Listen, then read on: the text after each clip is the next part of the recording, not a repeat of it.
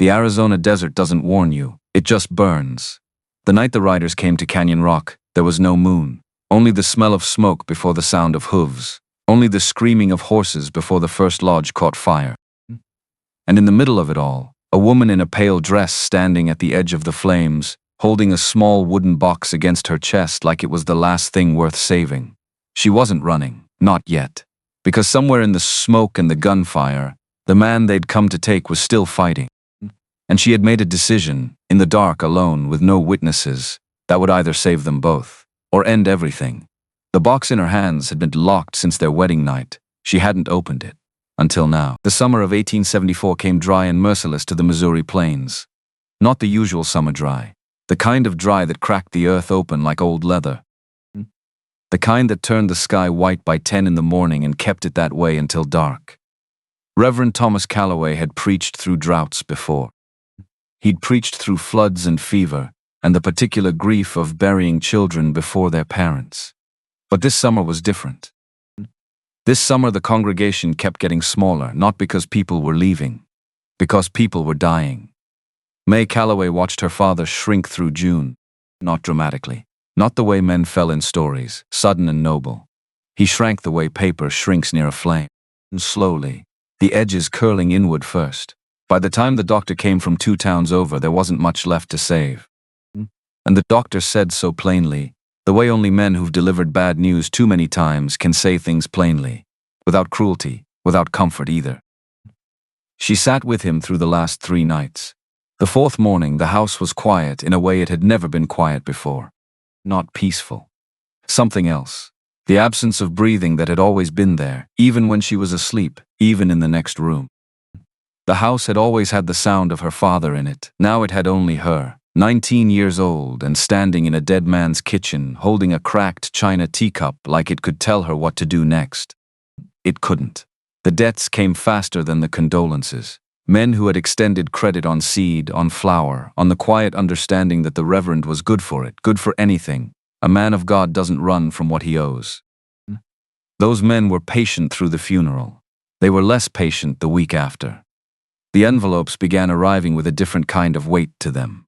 Not grief, not sympathy, numbers, figures, dates by which certain sums needed to appear. May added them up 3 times because she didn't trust her own arithmetic when the total looked like that. She trusted it by the 3rd count. Aunt Miriam arrived from St. Louis on a Thursday, wearing black that was too new to be mourning and carrying a carpet bag that suggested she planned to stay long enough to make decisions. She was not an unkind woman. She was a practical one, which is sometimes indistinguishable from unkind until you're on the receiving end of it. She set the Matrimonial Gazette on the kitchen table the 2nd evening. Didn't make a production of it. Just placed it there beside the coffee cups, like it was part of the conversation they were already having. A girl alone can't make a life out here, Miriam said. Not with what's left, not with what's owed. May looked at the paper. Didn't touch it yet. There are men out west, Miriam continued, fanning herself with a church bulletin, even though the kitchen wasn't particularly warm. Good men, honest men, settlers, ranchers. They advertise for wives the same way they'd advertise for anything else they need and can't find locally. It's practical. It's been practical for a lot of women. It sounds like a livestock auction. It sounds like a solution. Miriam tapped the page, which is more than you have right now.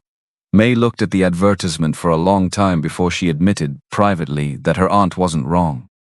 Honest man of 30, Arizona territory, ranching life, seeks God-fearing bride of good character, faith and fortitude required, write to Thomas Crane, San Cristobal. Thomas Crane. The name sat in her mouth and tasted like nothing in particular. Not bad, not good, just a name. 2 ordinary words strung together that were supposed to represent a person she was supposed to build a life alongside. She read it 4 more times looking for something she might have missed. There wasn't anything else there. She wrote him a careful letter. Her best handwriting, the kind her father had made her practice until her hand cramped. She told him about herself honestly, because she wasn't sure what the dishonest version would even look like. 19. Missouri. Daughter of a minister. No experience with ranching, but she knew how to work, knew how to learn, knew how to be useful if someone showed her once and didn't expect miracles on the first attempt. She mailed it on a Tuesday. She didn't expect a reply. 14 days later, the envelope arrived, sealed, heavier than she anticipated. She stood at the kitchen table and turned it over in her hands twice before she opened it. Inside, a train ticket. A plain silver ring, no engraving, no flourish. And a photograph, small and slightly blurred, of a man in a wide-brimmed hat with a mustache and the suggestion of a smile that the camera hadn't quite caught clearly enough to read. No letter. Not a single word of explanation. Just the ticket, the ring, and the face she couldn't fully see. She held the photograph up to the window light for a long moment. Who doesn't write a letter? The question rode with her all the way to the station that morning. The air smelled like soot and late summer wildflowers, the last of them, the ones that bloom defiantly right before everything goes brown. Her carpet bag was light. She hadn't had much to pack. Her father's Bible, tied with the same piece of ribbon her mother had used years ago for reasons May had never asked about and now never could. The cracked china teacup, wrapped in a petticoat, 3 dresses, a small knife her father had kept in the kitchen drawer that she'd taken without quite deciding to. The conductor called westward and she stepped aboard. 6 days on the train. She had not understood before that journey how many different kinds of land existed inside a single country. Missouri, she knew. The green fields, the particular way summer rain smelled on the road outside the church, the sound of the creek behind the Halverson property that she could hear on quiet nights if the wind was right. She knew all of that so well it had stopped being something she noticed and become something she simply breathed. The train took it all away by degrees. Green gave way to gold, gold gave way to brown. Brown gave way to something that wasn't really a color so much as an absence. Red rock rising from flat nothing. Messes that looked like ancient things pushed up from underneath the earth by some slow, tremendous force. Cacti she'd only seen in illustrations, standing in the heat like they'd been waiting there since before anyone thought to name them. Other passengers watched her with the mild curiosity of people who'd made this journey before. A woman traveling alone under a marriage advertisement was not unusual. Not out here. Not in 1874. But she felt their eyes anyway, the way you feel weather before it arrives. She slept badly, dreamed about the man in the photograph, except in the dream his face was always turned slightly away, always just past the point of being visible. She woke in the night to the sound of the train and the absolute darkness outside the windows and lay very still until she could remember where she was going and why. The answer didn't comfort her, but it steadied her, which was close enough. San Cristobal Station.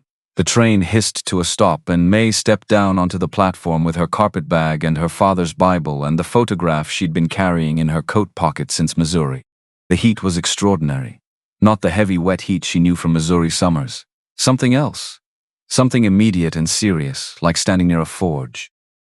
The light had a quality to it she'd never experienced. Too bright and too clean at once, bleaching the color out of everything it touched. She looked at the photograph. Looked up at the platform. No one wearing that hat. No one with that mustache. Instead, a man in a sheriff's badge walked toward her, hat already in his hand, which she'd learned later was his habitual courtesy and didn't mean anything specific about the news he was carrying. Miss Calloway, Sheriff Ben Holt, 50 or so, weathered the way Arizona weathered everything eventually, face like a map of decisions made in difficult circumstances. There's a man waiting for you, outside town. My fiancé? Holt's expression did something careful and controlled. He's waiting for you, he said again. Beyond the station. She was about to ask what that meant exactly when she became aware of someone else. Not approaching her. Standing at the edge of the platform, back against the depot wall, watching. A man she'd never seen before and yet had the immediate instinctive sense she was supposed to know who he was. Not because he was notable in any obvious way. Because he had the quality of someone who expected to be watched and had made peace with that expectation long ago. Curtis Vane, 45 or so. Good clothes that had been expensive once. Eyes the particular pale gray of flint, and just as hard and just as capable of making fire under the right pressure. He wasn't looking at May directly. He was speaking to Holt, low and sideways, the kind of speaking that's designed to be overheard by exactly one specific person. She'll be back on the eastbound in a week. A pause. They always come back, then he walked away. Unhurried. like a man who had all the time in the world because he'd already arranged for time to be on his side. May watched him go. She didn't know his name yet. She didn't know what he wanted, or why he was already measuring her for failure before she'd been in this territory long enough to take off her traveling clothes. But something in her chest went very quiet and very clear, the way it had gone. Quiet and clear in the kitchen with the debt envelope spread across the table. She was not going to give that man the satisfaction. The wagon's this way, Holt said. She picked up her carpet bag and followed him. The wagon was driven by a boy. Apache, maybe 14, black hair tied back with a strip of leather, expression neutral in the way of someone who has learned that neutral is safer than anything else when dealing with strangers. He said nothing. Just waited for her to climb up and then clicked at the horses and moved them forward into the desert. The town fell away behind them. Holt didn't ride with them. May hadn't thought to ask why until they were already too far out to ask. The boy drove and the desert opened up around them, vast and indifferent to her presence, the sky so enormous overhead it made her feel like an error in scale. She was accustomed to Missouri sky, which was large enough, she'd always thought. This was something different. This sky had no interest in human proportions. Where are we going? She asked. Nantan Grey Wolf, the boy said. Thomas Crane, same man, same man. The words hit her, the way words sometimes hit you when you're not ready. When you've been holding yourself together by concentrating very carefully on the immediate and practical. And then something breaks through the barrier. Same man, Grey Wolf, she repeated. The boy nodded and said nothing else. She looked at the photograph again. The hat. The mustache. The ghost of a smile. She thought about the letter she'd written in her best handwriting. The careful, honest account of herself. The 3 months she'd spent waiting, hoping, resigning herself to the fact that she was doing a practical thing, for practical reasons and romantic notions were not what this journey was about. She had not anticipated this particular practical reality. The sun was all the way down to the western horizon, turning the canyon walls colors that had no names she knew when she saw the smoke. Not from a chimney. From cooking fires, multiple, arranged in the pattern of a camp that had been settled here long enough to know exactly where it wanted to be. Lodges. Not log structures. The rounded shelters of a people who had lived on this land for longer than the concept of property deeds had existed. Her hands tightened around the edge of the wagon seat. The boy brought the wagon to a stop and waited. She didn't move for a moment. Warriors stood near the fires, not threatening, not welcoming, simply present, the way the rocks were present and the dark was present, as things that existed here on their own terms. She was aware of being watched, assessed, filed away under some category she didn't have access to yet. Then one figure separated from the rest. Tall, wider across the shoulders than she'd understood from the photograph. Or maybe the photograph had simply failed to convey that quality of contained physical power, the kind that doesn't announce itself. Long dark hair bound with copper beads, a scar that ran from his left temple down to his jaw, pale against his skin, old enough to be part of him rather than something that happened to him. He wore no hat. The photograph's hat had been for the photographer. This man in his actual place, in the firelight of his own camp, wore nothing that wasn't his. And his eyes. She hadn't expected his eyes. Gray as storm clouds, which made no sense for a man who looked the way he looked. And she would think about that strangeness later, the inheritance of a half-white mother she didn't know about yet. Those impossible eyes in that particular face. They moved over her once, quietly and completely, the way you read something you need to understand rather than something you want to. You are May Calloway. Not a question. Statement. He already knew. I came to marry Thomas Crane. Her voice came out steadier than she felt. And she was grateful for that. He nodded once. That is my name in town. The world did something underneath her. Not dramatic. Just a quiet fundamental shift, the way ice cracks before it gives way, not the sound of it. Just the structural change. You deceived me. The letter was written by my friend, a trader who reads and writes English better than I write it. No apology in his voice, not because he didn't understand what he'd done. Because he'd made the decision knowing what it was and had chosen it anyway. My people need time. The settlers fear us. A chief who takes a white wife, it changes what they think they know. It gives us months, maybe a year. In a year we can move the children and the elders to the high country before what? Something moved through his expression. Not quite darkness. Recognition. Like naming a thing he'd been watching approach from a distance for a long time. Before the men who want this land find a reason to take it that the law will recognize, she looked at him. At the camp around him, at the fires and the women near them, and the children who had appeared at the edges, watching her with the open curiosity that children bring to everything new before they learn to guard it. I could have refused, she said. Before I got on the train. If you had written and told me the truth, I could have refused then. Yes.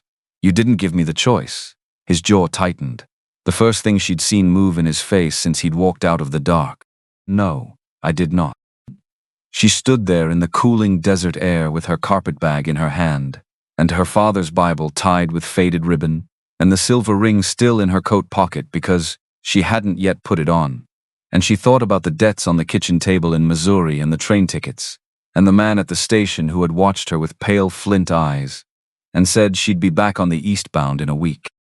They always come back.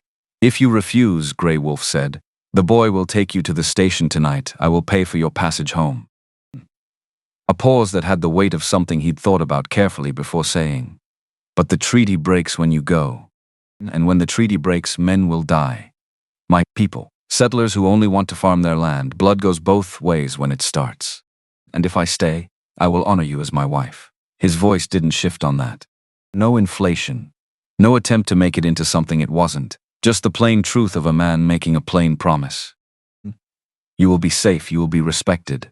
I will not ask of you more than you choose to give.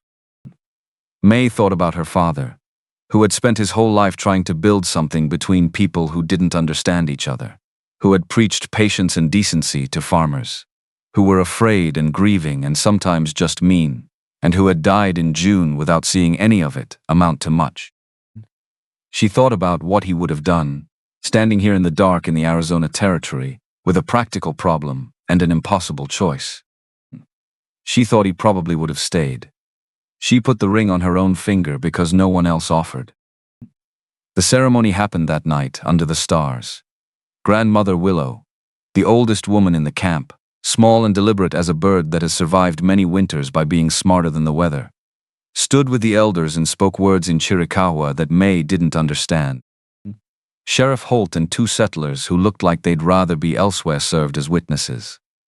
The witnesses left before the food was served. Grey Wolf stood beside her throughout. He didn't touch her. When it was finished, he placed one hand flat against his own chest, over his heart. From this day my people call you White Wren, a breath, you are under my protection. Then he handed her the box. Small, wooden, the lid carved with symbols she didn't recognize. Animals maybe, or weather patterns, or something in between that she didn't have the language for yet. A small copper lock, no key, that he offered. Heavier than its size explained, a wedding gift. She turned it over. Listened. Nothing moved inside it, no rattle of object against wood. Just that inexplicable weight. What's inside? The ghost of something. Not quite a smile, but in the neighborhood of one. You will know when the time is right. That's not an answer. No, he agreed. It's a direction. He walked away and left her with the fire and the box and the stars overhead in quantities she had never seen before. The sky so full of light, it seemed impossible that light could be so abundant, and the world below still be so dark. She sat there for a long time. She pressed her thumb against the copper lock. It didn't open. She hadn't expected it to. The dawn came in shades of red and amber that had no equivalent in Missouri. May had been awake for most of it, listening to the sounds of a night that had its own entire vocabulary she didn't speak yet. Coyotes. Drums distant and low, not threatening. Just present, like the heartbeat of something larger than she could see. The creak of the desert cooling and then beginning to warm again. When Grey Wolf returned at first light, he carried a basin of water and a folded blanket. He set them down without looking directly at her, which she'd learned was not indifference but its opposite. You should wash, he said, the day will be hot. Thank you, she said, which felt inadequate and was. He straightened. Something in his posture shifted. Not softening exactly, more like a door opening a precise and controlled amount. You will meet my people today. Some will not welcome you. They don't trust easily. A pause. I don't ask you to make them. I ask only that you walk with respect and let them see what's true. And what's... He looked at her then. Directly. Those impossible gray eyes doing that thing again, reading rather than looking. I don't know yet, he said. I know what I hope. He left her to wash and dress. She met his people over the following hours, following slightly behind him through the camp, watching the way he moved in his own place with a completeness she found herself cataloging without meaning to. He didn't perform authority. He simply had it, the way certain rocks have weight intrinsically, without effort. The warriors watched him first and her second. The women watched her first, more directly, with assessments that felt thorough. Grandmother Willow appeared at her elbow somewhere around mid-morning, moving with the silent efficiency of someone who has spent decades knowing exactly where she needs to be and when. White Wren. In English that was careful and slightly formal and entirely clear. Her hand, small and precise, touched May's briefly. You have a brave heart. I don't know about that, May said. You came. Grandmother Willow looked at her steadily. Most don't get that far. Something shifted slightly in May's chest, not relief, the beginning of something that hadn't existed before that moment. She learned things about Grey Wolf in those early days, the way you learn things about a place by living in it, rather than reading about it. He traded horses and hides and worked silver with the nearby towns. His prices fair enough that men who'd never intended to be honest about it found themselves being honest anyway. He read. He spoke English, Spanish, and Chiricahua with the same fluency, moving between them without apparent effort, the way rivers move between different kinds of ground. When he sat with his warriors to discuss their resources and their defense, he never raised his voice. He didn't need to. She asked him one evening about the name Thomas Crane. A slight pause before he answered, My teacher gave it to me. A missionary when I was young. His hands were working on something. A piece of tack leather that needed mending, his fingers moving through the familiar motions of it. He said the crow was clever, that it survived what other birds couldn't. I kept the name. You had a teacher. Before his mission burned, yes. No bitterness, just fact, stated at the distance of something long ago and long understood. He taught me that words could build things between people who didn't understand each other. She thought about her father. Faith and fortitude required. Did he see it work? She asked. Grey Wolf's hands paused briefly on the leather. I'm still trying to find out. At night he taught her Chiricahua words. Simple ones first: water, fire, sky, thank you, careful. He corrected her pronunciation, without impatience. Once or twice with something close to amusement, when she mangled a consonant badly enough, that the word became something entirely different than she intended. She didn't ask what she'd accidentally said. His expression when it happened was enough. She stopped being afraid of the drums. She started being afraid of other things. The morning the rattlesnake coiled itself in the path between her and the water basin, she understood exactly how little she'd actually learned about watching where she stepped. The desert had no shortage of things that would kill you if you stopped paying attention, and she had been paying the wrong kind of attention, focused on the people and the camp and the gradual work of belonging, when the earth itself was trying to remind her it was not domesticated. She froze. The snake was close, closer than close, the rattle going, the coil tight, the whole thing a piece of functional architecture designed entirely for one specific purpose. The blur of movement was faster than she could track. Grey Wolf between her and the snake. The knife catching light once, then stillness. He turned to face her and his expression had done something it hadn't done before. Not the careful, controlled neutral. Something underneath that.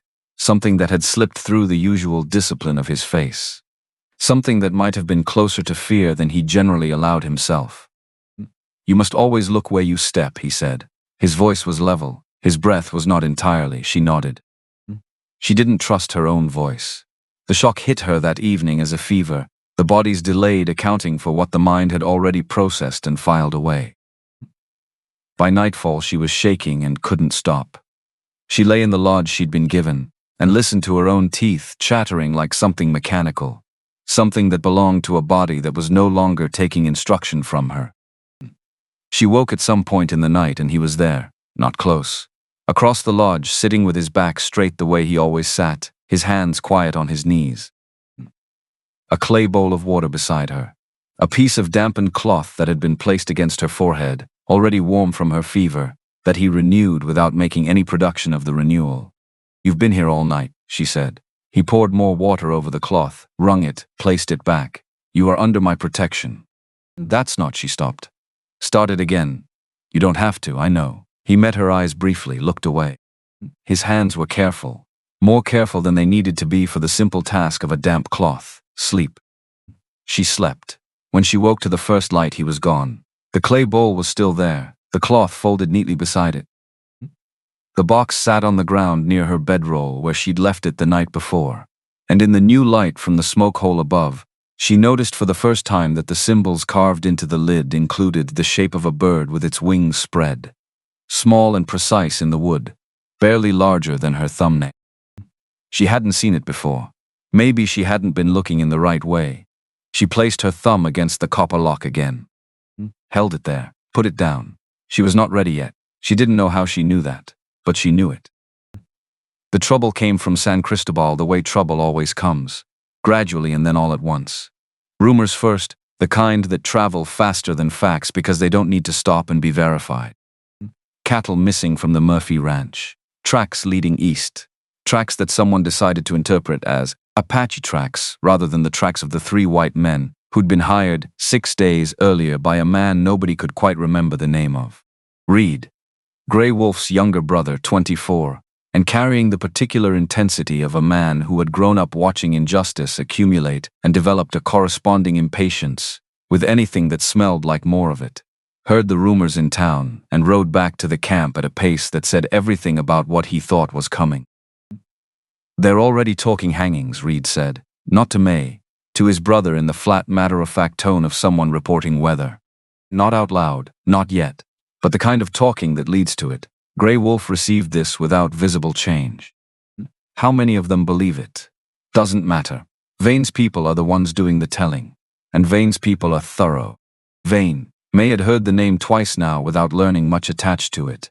The man at the station with the flint-gray eyes. The man who had told Sheriff Holt she'd be on the eastbound in a week. She'd been filing the name away. Who is Curtis Vane? She asked. Both men looked at her. Reed's look said he'd forgotten she was there. Grey Wolf's look said he hadn't. He owns land to the north, Grey Wolf said. He wants this land too. Why? There's silver under the canyon floor. He said it the same way he said everything, level. Without drama. The way you'd report weather. He's known for 2 years. We've known he's known for almost as long. The weight of it settled on her. The cattle rumors. The missing tracks. The man at the station measuring her for failure before she'd unpacked her bag. This wasn't about her marriage. The marriage was a detail in a larger architecture that had been under construction since before she'd ever seen the matrimonial gazette in her aunt's hand. The question wasn't whether Curtis Vane was going to move against the Chiricahua camp at Canyon Rock. The question was when and what shape it would take when it arrived. The night Grandmother Willow found May sitting alone with the box in her hands, the old woman didn't ask about it. She sat down instead, with the deliberate economy of someone for whom sitting has become a project that deserves full attention. She looked at the fire for a long time. I know what's inside, she said finally. May looked at her sharply. Then tell me. No. She said it without apology, the way people say things when they're not refusing out of cruelty, but out of understanding that some things lose their nature if they're handed to you. But I will tell you something else. She turned and looked at May directly, and her eyes in the firelight were the eyes of someone who has watched a great many things arrive and depart, and has learned to recognize which ones matter. The last time I saw Grey Wolf's face carry that expression, the one he gets when he thinks no one is watching, was when River Song was alive. The name landed in the silence between them. River Song.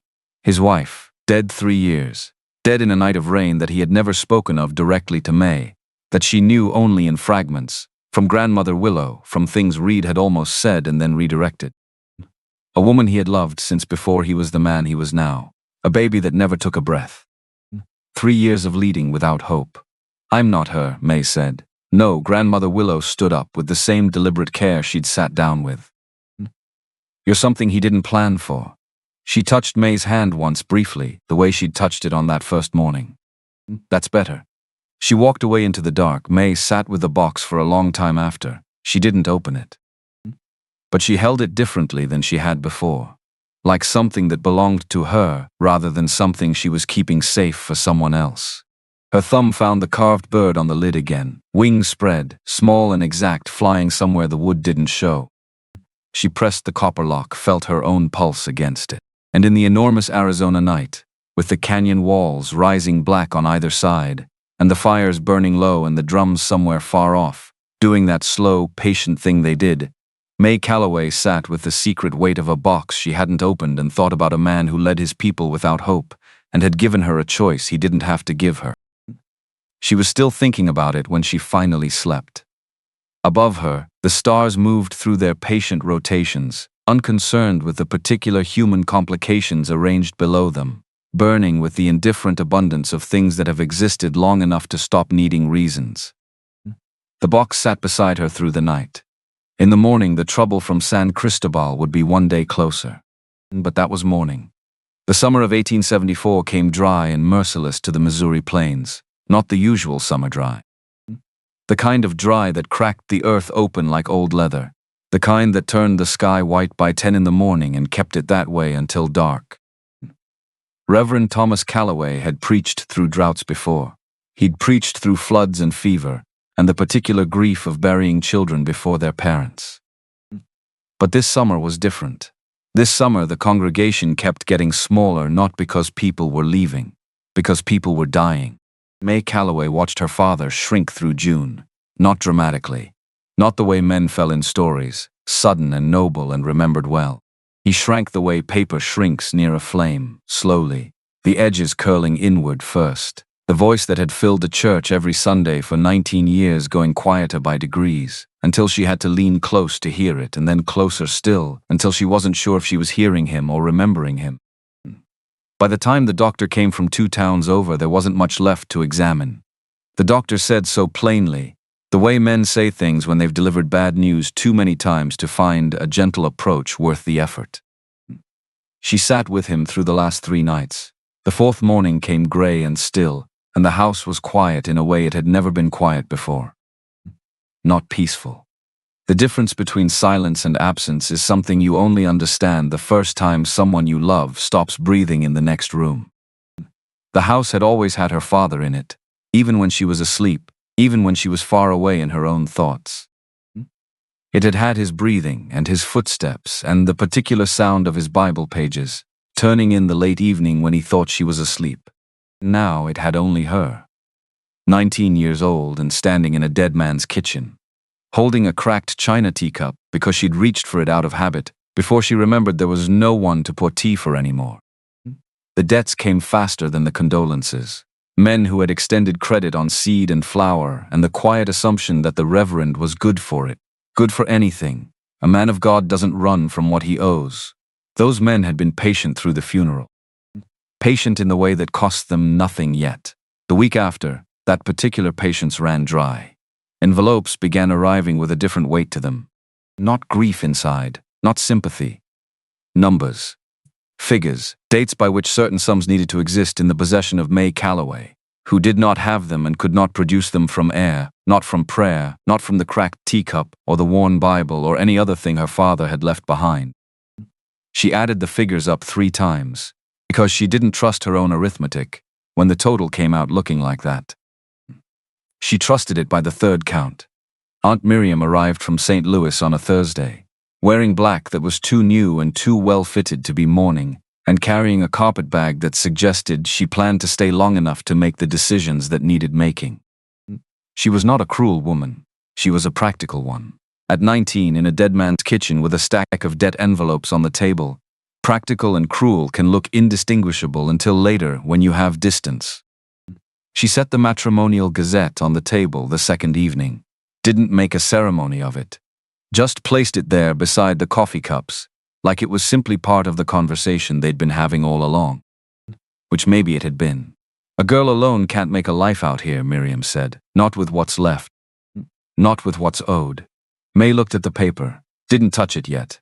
There are men out west who advertise for wives the same way they'd advertise for anything else they need and can't find nearby. Miriam fanned herself with a church bulletin even though the kitchen wasn't warm. Good men, honest men, settlers, ranchers. It's been a practical solution for a great number of women. It sounds like a livestock auction. It sounds like a solution. A tap on the page, which is more than you have sitting in front of you right now. May looked at the advertisement. Read it twice. Honest man of 30, Arizona Territory, ranching life, seeks God-fearing bride of good character, faith and fortitude required. Write to Thomas Crane, San Cristobal. Thomas Crane, 2 ordinary words.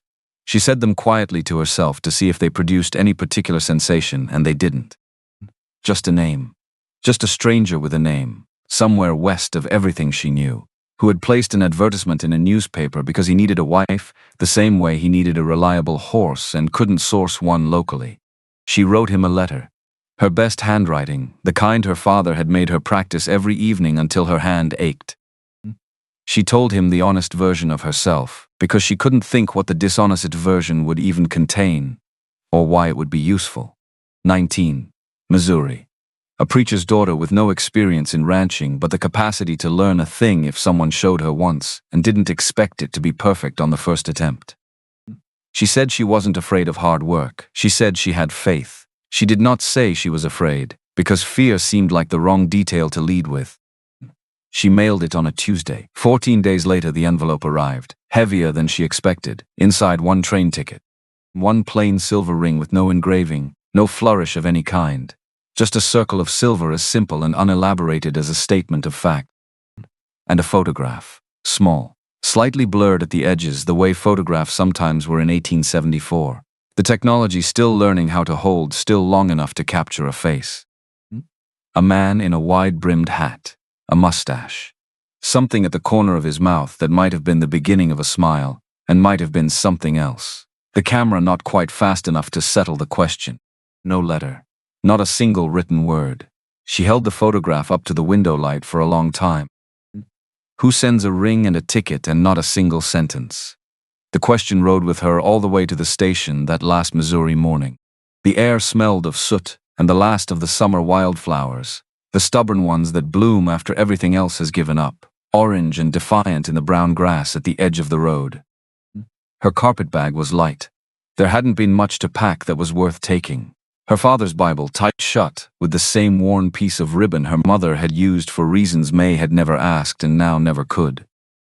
The cracked china teacup, wrapped in a petticoat, because she wasn't sure why she was keeping it, and that uncertainty felt like enough of a reason. 3 dresses. The small knife from the kitchen drawer that she'd taken without making a conscious decision to. Westward, the conductor called. She stepped aboard and didn't look back, which was less bravery, and more the understanding that looking back would not change anything and might make the not changing harder to carry. 6 days. She had not understood before that journey how many different countries existed inside a single country. Missouri she knew with her whole body. The green fields and the sound of the creek behind the Halverson property, audible on still nights. The particular smell of rain on August roads. The way the church looked in early morning light when the dew was still on the roof. She had stopped noticing any of it years ago, the way you stop noticing your own heartbeat. It was just the substance of being alive in a particular place. The train took it away in increments. Green became gold, gold became brown, brown became something that wasn't a color so much as an idea, vast red rock rising from the flatness like the earth was pushing something up from underneath that it had been holding down a long time. Mesas shaped like ancient platforms. Cacti she'd only ever seen in illustrated books, standing in the heat with the indifferent authority of things that have been there since before anyone thought to draw pictures of them. Other passengers watched her with the comfortable curiosity of the experienced toward the uninitiated. A young woman traveling alone on a marriage ticket was not remarkable out here. She felt their eyes anyway. She slept badly through all 6 nights. Dreamed about the man in the photograph, except in the dream. His face was always turned slightly away, always at the exact angle that prevented her from seeing it clearly. She woke in the absolute dark of the moving train, and lay still until she could remember where she was going, and remind herself why. The reason held. Not comfortably, but it held. San Cristobal Station. The train hissed and stopped. May stepped down onto the platform into heat that was nothing like Missouri heat, nothing wet or heavy in it. Just immediate, serious, clarifying heat like standing near a forge. The light had a quality she'd never encountered. Too bright and too clean at the same time, scrubbing the color out of everything it touched, making the world look more honest than she was prepared for. She scanned the platform, the photograph in her coat pocket. No man that hat, no mustache she recognized. Instead, a man with a sheriff's badge crossed the platform toward her, hat already in his hand. The hat removing was habitual courtesy she'd learned later, not ominous. But she didn't know that yet. Miss Calloway, Sheriff Ben Holt. 52 or so, the face of a man who had made a great many uncomfortable decisions and lived with all of them. There's a man waiting for you, outside of town, my fiancé. She said it before she thought about whether it was technically accurate.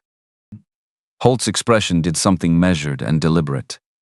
He's waiting for you, he said again, as if repetition answered the question she'd been asking. Then she became aware of the other presence. Not approaching, just placed. A man at the edge of the platform, back against the depot wall, watching her with the ease of someone who had arranged for this particular moment and was now simply observing whether it unfolded the way he'd anticipated. Good clothes, expensive ones. Eyes like flint, pale, hard, capable of making fire under the right pressure but not inherently warm. Curtis Vane. 45. She didn't know his name yet. She knew his type, the kind of man who measures everything, including people, for what it might be worth to him. He wasn't looking directly at her. He was speaking to Holt, low, sideways.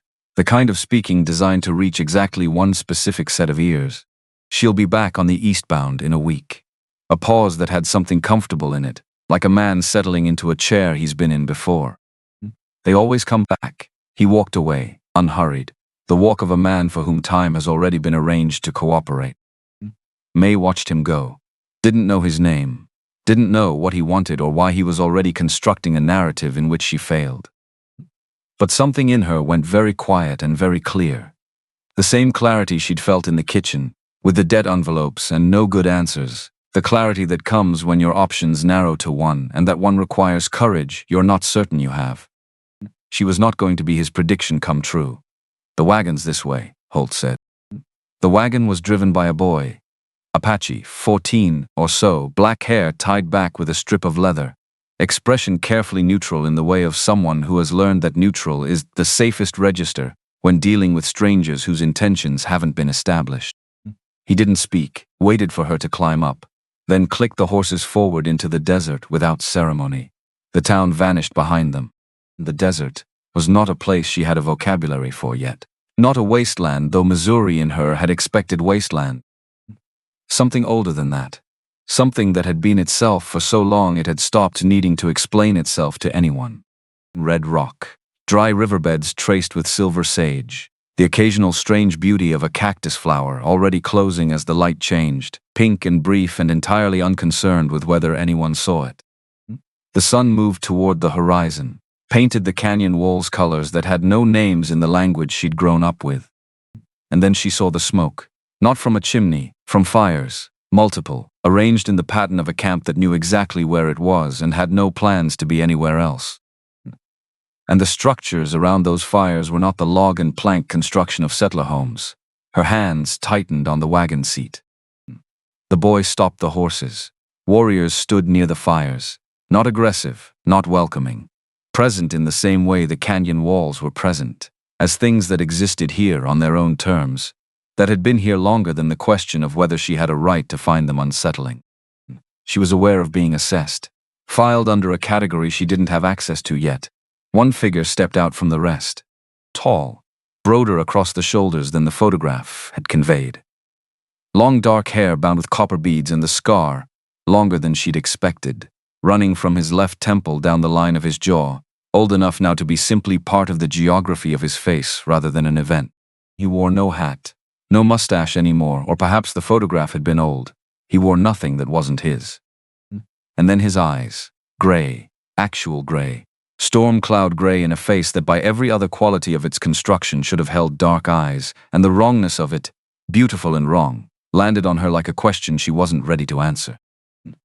She'd learn later about his mother, half white, taken from a settlement near the territory's southern edge when she was young, who had stayed and learned this life and passed those impossible eyes to her son before she died.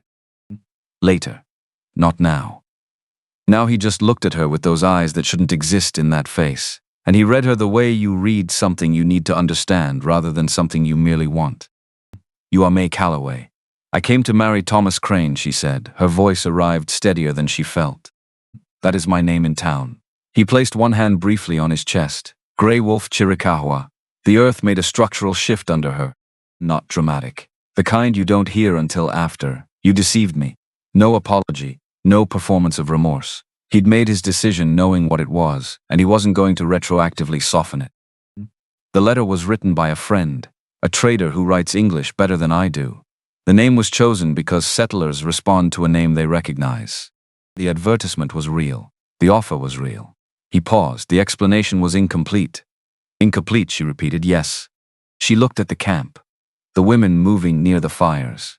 The children who had appeared at the edges, watching her with the uncomplicated curiosity that children bring to anything new before the world teaches them that curiosity is sometimes dangerous. Grey Wolf explained it cleanly and without embellishment. The Hidalgo San Cristobal Treaty of 1872 had created a fragile arrangement, the Chiricahua remaining on Canyon Rock land, the settlers holding to the valleys east and south, a peace that required both sides to believe it was worth maintaining. That peace was under pressure. Men with money and lawyers were finding reasons to argue that the treaty didn't mean what it said. A chief who took a white wife, who was seen in town with her, who built that kind of visible evidence of peaceful coexistence, it changed certain calculations. It bought months, maybe enough months to move the vulnerable members of his people to higher ground before the calculations stopped going in their favor. "And if I had refused," May said before I got on the train, "then I would not have sent the ticket. You didn't give me the choice of knowing what I was agreeing to." No, the first crack in the flat surface of his composure. Just a slight tightening along his jaw. "I did not." She stood in the cooling desert with her carpet bag and the Bible and the ring still in her pocket and thought about her father, who had preached his whole life about building something between people who didn't understand each other and had died in June without living to see much of it work. She thought about the man at the station and his easy prediction of her failure. She thought about the fact that going back meant going back to nothing, to the debt envelopes and her aunt's practical face in Missouri that already felt like something that had ended. Staying meant this. She took the ring from her pocket and put it on her own hand. The ceremony that night was simple and serious, and she understood none of the words spoken in Chiricahua, but she understood the weight of them. Grandmother Willow, small, precise, ancient in a way that suggested she had simply outlasted everything that had tried to make her otherwise, stood with the elders. Sheriff Holt and two settler witnesses, who clearly would have preferred to be elsewhere, managed to remain for the duration. They left before the food was brought out. When the words were finished, Grey Wolf placed one hand flat against his chest, over his heart. "White Wren," he said, "my people will protect you." Then he gave her the box. Small, carved with symbols that meant nothing to her yet, shapes that might have been animals or weather or something that required a different framework to read. A copper lock. No key offered, it had weight that didn't account for its size. She listened, nothing moved inside. "A wedding gift," he said. "Open it when your heart knows the time." "What's inside?" Something happened at the corner of his mouth that was in the vicinity of a smile, and had the quality of something he wasn't going to indulge fully. Not everything worth having can be opened before you're ready to hold it. He left her there with the fire and the box and the stars. The Arizona sky at night was obscene with stars. More than she'd known was possible. She lay on her back later in the lodge she'd been given and looked through the smoke hole at the abundance of them, and thought that the darkness between them was what changed out here, not the stars themselves. The darkness out here had texture and depth that Missouri darkness didn't. Or maybe she'd just never looked at Missouri darkness long enough to find out. She pressed the copper lock. It held.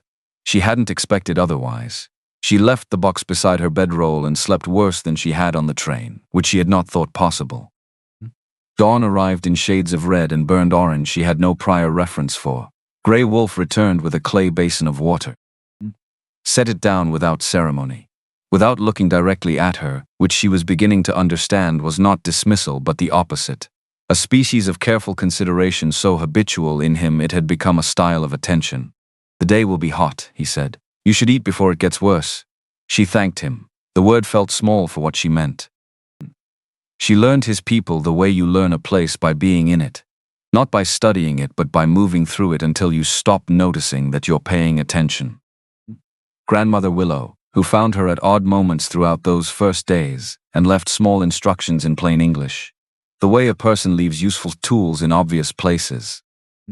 Reed, his brother, 24 and direct as a thrown stone, whose wariness of her was so open and uncomplicated, she almost preferred it to more polished versions of the same feeling. And Grey Wolf. She learned him in increments he didn't appear to notice offering. He taught her Chiricahua words in the evenings. Water. Fire. Thank you. Careful. Where the word for the particular quality of desert light in the late afternoon that had no English equivalent and that she began to recognize before she had a name for it. He corrected her when she mispronounced things, once with something in his expression that she recognized, after a moment's confusion, as the precursor to laughter that he was successfully not having. She didn't ask what she'd said. The expression was enough. The day the rattlesnake coiled itself directly in her path between the lodge and the water basin, she understood in one immediate moment every warning she'd been given about looking down before stepping. The rattle was the first sound. The coil came into her vision a half-second later. She stopped breathing. Grey Wolf's knife was faster than she could track with her eyes. One motion. One sound of blade against stone where the snake struck at nothing. He turned to face her. His expression had done something it hadn't done before. The control was still there, but something had moved underneath it. Something that pressed briefly against the surface and showed itself before he collected it back. She'd spent enough time watching him by then to catch it. He'd been afraid, not of the snake. For her, you must always watch where you put your feet, he said. Level, steady, professionally calm. His breath wasn't entirely steady. She nodded. Didn't point that out. The shock settled into her body over the next hours and arrived by nightfall as fever, the way the body sometimes deals with the things the mind has already processed and set aside, sends them back later in a different form. She shook, couldn't stop. The lodge was too hot and then too cold and then too hot again, and none of these temperatures were real. She woke at some point in the night and he was there. Sitting across the lodge, his posture the same it always was, straight-backed, unhurried, as if this were the natural place in the world for him to be at 3 a.m. He'd brought water, a piece of damp cloth that he renewed without drawing attention to the renewing. You don't have to stay, she said. He replaced the cloth. Careful. Too careful for a simple task. Sleep, Grey Wolf, sleep, May, her first name. The first time he'd used it, she slept. When she woke to early light, he was gone, and the cloth was folded neatly beside the water bowl, and the box sat exactly where she'd left it. She looked at it for a long moment. The carved bird on the lid, wings spread, very small, flying towards something the wood didn't show. She hadn't noticed that detail before, or she had and hadn't registered it. She pressed the lock, held her thumb there. Grandmother Willow found her that evening, sitting with the box still in her hands. The old woman sat down beside her without invitation, with the serene confidence of someone who has never needed an invitation to be exactly where she needed to be. She looked at the fire for a long time. I know what is inside, she said. May looked at her sharply. Then tell me. No, not cruelly. With the tone of someone who refuses a thing because giving it would ruin it. But I'll tell you this. She turned and looked at May with the full weight of decades of careful watching. The last time I saw the look in Grey Wolf's eyes that I've been seeing this past week, the one he gets when he thinks no one is paying attention, was when River Song was alive. His wife. 3 years gone, a night of rain and no outcome.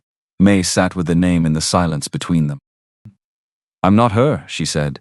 No. Grandmother Willow stood with the deliberate economy of someone for whom standing is a project. You're something he didn't plan for. Her hand touched May's briefly the way it had on that first morning. That's better. She walked into the dark. May sat with the box until the fire burned very low. Her thumb found the carved bird again. Wings spread, flying the copper lock cool and precise under her finger. She wasn't ready yet, but the word yet was new. In the morning, the first rumors would arrive from San Cristobal. Cattle missing, tracks pointed toward the canyon, and somewhere at the center of the story being constructed, the name of a man who had predicted her failure at the station and had not yet been proven wrong. She pressed the lock one more time, set the box down, went to sleep with the stars going through their rotations overhead, patient and unconcerned, burning for no one and everyone at once.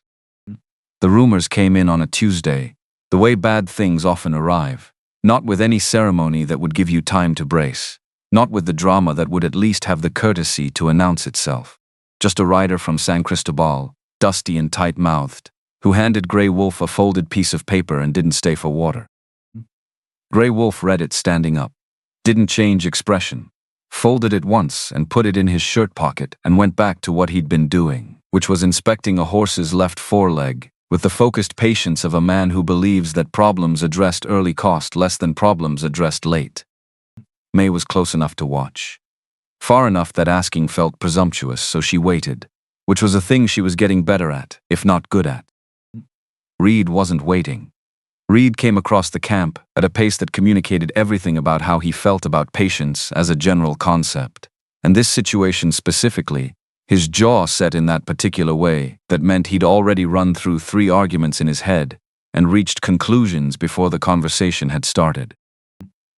They're saying we took Murphy's cattle. To his brother's back, not suggesting. Saying it as settled fact. Grey Wolf kept his hands on the horse's leg. Who's saying it? Vane's men, every saloon from here to the southern pass. And Murphy himself. Murphy's gone quiet. Reed's voice had the flatness of information being delivered past the point where it still surprised him. Quiet like a man who's been told to go quiet and understood the instruction. The horse shifted its weight. Grey Wolf steadied it with one hand, light and certain. Then he straightened and turned to face his brother, and May could see his face in profile, the expression that was not absence of feeling but the discipline of it. A face that had learned a long time ago that panic costs more than it buys, and had made that lesson permanent. How many people believe it? Enough. Reed's eyes moved briefly to May, then back. More every day Vane's men keep doing the telling. The folded paper in Grey Wolf's shirt pocket. May had not stopped thinking about it since the rider left. What does it say? She asked. Both of them looked at her. Reed's look had the quality of someone reassessing a piece of furniture that had unexpectedly formed an opinion. Grey Wolf's look was the other kind, the one that weighed things before it answered them. An inquiry notice, Grey Wolf said. From the county sheriff's office. They want to speak with members of our camp about the Murphy Ranch cattle, voluntarily. A pause that did specific work on that last word. For now, 2 words carrying a great deal of freight. May understood the shape of the problem from the outside in. Curtis Vane needed the Chiricahua gone from Canyon Rock before the next surveying season. He needed a reason the law would recognize, because land seizure in 1874 still required the appearance of legal foundation, especially with a federal treaty sitting on record. Cattle theft was a reason the law recognized. So was the murder of a named individual, and somewhere between a voluntary inquiry and a man called Wade Hicks, whose body had not been found, Vane was constructing a scaffold piece by piece, intended to bear something heavy enough to move a whole people off their land. She thought about this for the rest of the day. She thought about it while grinding corn with the other women, the rhythm of stone against stone that had become as familiar as breathing, the conversation around her mixing Chiricahua and rough English, and the particular silences that communicated things she was still learning to read. She thought about it while she walked the canyon perimeter at dusk, which she'd started doing because the light at that hour turned the red rock walls into something that looked like the inside of a cathedral, and because walking while thinking was something her father had done, and the habit had apparently been inherited without her deciding to inherit it. By the time the stars came out, she had an idea she wasn't certain was good. She was fairly certain it was necessary. In the morning, when Grey Wolf had ridden east to check movements along the southern trail with his outriders, May found the boy who drove the wagon. He was oiling a harness in the shade of the supply lodge, working with the absorbed attention of someone who respects the equipment he's responsible for. San Cristobal, she said. Can you take me? He looked up, assessed her with the accuracy of someone who has learned to read people quickly. Nanton didn't say to take you. Nanton didn't say not to, which was technically true, and both of them understood it was the kind of truth that only holds once. He took her. The ride into town was an hour of desert light and her own thoughts. San Cristobal materialized out of the flat country the way frontier towns did. Abruptly, with more permanence than the landscape seemed to warrant. Wooden buildings that had planted themselves against the emptiness and were holding on by insistence. On a Wednesday morning, the town was functional and watchful. Men she didn't know tracked her progress from under hat brims. A woman at the dry goods entrance looked at the Chiricahua weave of her skirt, and then at her face, and then made the deliberate choice to look away. Let them look. Walter Pruitt's office was on the second floor of a building that had decided not to require paint. A wooden sign. A door standing open because the building was hot and getting hotter. Inside, a man in his 60s with the particular dishevelment of someone who had once been organized and had stopped seeing the point of it. Papers in architecturally improbable stacks. An empty glass on the desk corner that had held something other than water based on its residue. But the bookshelves were precise, every spine aligned, every volume in its place. The desk might have given up, but the shelves had not. May had learned enough about people in the past months to know what that meant about what actually mattered to him. Walter Pruitt looked up at her with the expression of a man recalibrating his expectations for the morning. "Mrs. Crane," he said, because apparently her situation had preceded her even into offices she'd never visited. "I need to understand something specific about territorial law." She sat without being invited, because there wasn't time for the courtesy of waiting for invitation, and because she'd started to understand that being underestimated moved faster than being polite. A criminal inquiry. Whether one can be formally opened on the basis of allegations made solely by a party with documented financial interest in the outcome. Pruitt regarded her with the slow attention of a man deciding how much honesty the moment required. Then he reached for the shelf without looking, the reach of someone who has found a particular volume so many times the motion has become automatic, and set it open on the desk between them. What she learned in the next 40 minutes, under territorial statute and applicable federal precedent in land treaty matters, a criminal investigation could not proceed to formal charge without either physical evidence or testimony from a witness with no direct financial stake in the outcome. Vane's allegations, presented under Vane's name with Vane's money behind the men providing them, did not constitute independent witness. They constituted conflict of interest. They constituted, if a judge were so inclined to read them that way, the appearance of coordinated false witness for financial gain. A judge so inclined, that was the part the bookshelf couldn't resolve for her. She copied the relevant passage in her best handwriting. The handwriting her father had made her practice until her hand cramped. The handwriting that had produced the careful letter she'd sent to a man she'd never met in response to a newspaper advertisement, which had started all of this. Some tools turned out to be more broadly useful than they appeared when you acquired them. Pruitt watched her write and said nothing, which she took as a form of cooperation. She thanked him. He received it with the expression of a man not accustomed to being thanked and uncertain what it obligated him to. She came down the stairs and through the door, and Curtis Vane was standing directly outside. Not accidentally. He had the quality of a man who positioned himself, and then let the world come to him, which was the particular efficiency of someone who had arranged things well enough in advance that he rarely needed to move toward anything. The pale flint eyes did what they always did, measured, filed, calculated without appearing to calculate. To other men behind him at a distance that said escort rather than company. "Mrs. Crane." The way he said the name made it a question about whether she had any legitimate claim to it. Visiting lawyers on a Wednesday morning. Reading, May said. Some people find it clarifying. The street was not empty. A rancher unloading feed across the road. 2 women leaving the dry goods store. A man on the saloon porch with nothing particular to do except be there. Enough witnesses to matter. Not enough that Vane would feel constrained by them, because Vane had spent years doing whatever he intended in front of witnesses, and had never found it a hindrance. "Your husband is a capable man," Vane said, with the conversational ease of someone who has planned this exchange and found the planning enjoyable.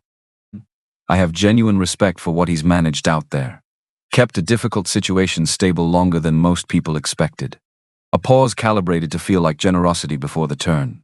"But stable situations don't hold forever, you know that. Missouri lost more farms last year than the entire decade before it. Things shift. People find they have to be practical about where they put their efforts. May looked at him. She thought about her father's kitchen table, the debt envelopes spread across it, Miriam with her newspaper and her practical face. She thought about what practical looked like from the inside of it when you were the things someone else was being practical about. You're standing outside a lawyer's office on a Wednesday morning, she said, telling a woman that practical situations shift. I'm familiar with the concept. I came west because of it. The edge in her voice arrived without being planned for, and she decided to leave it where it had landed.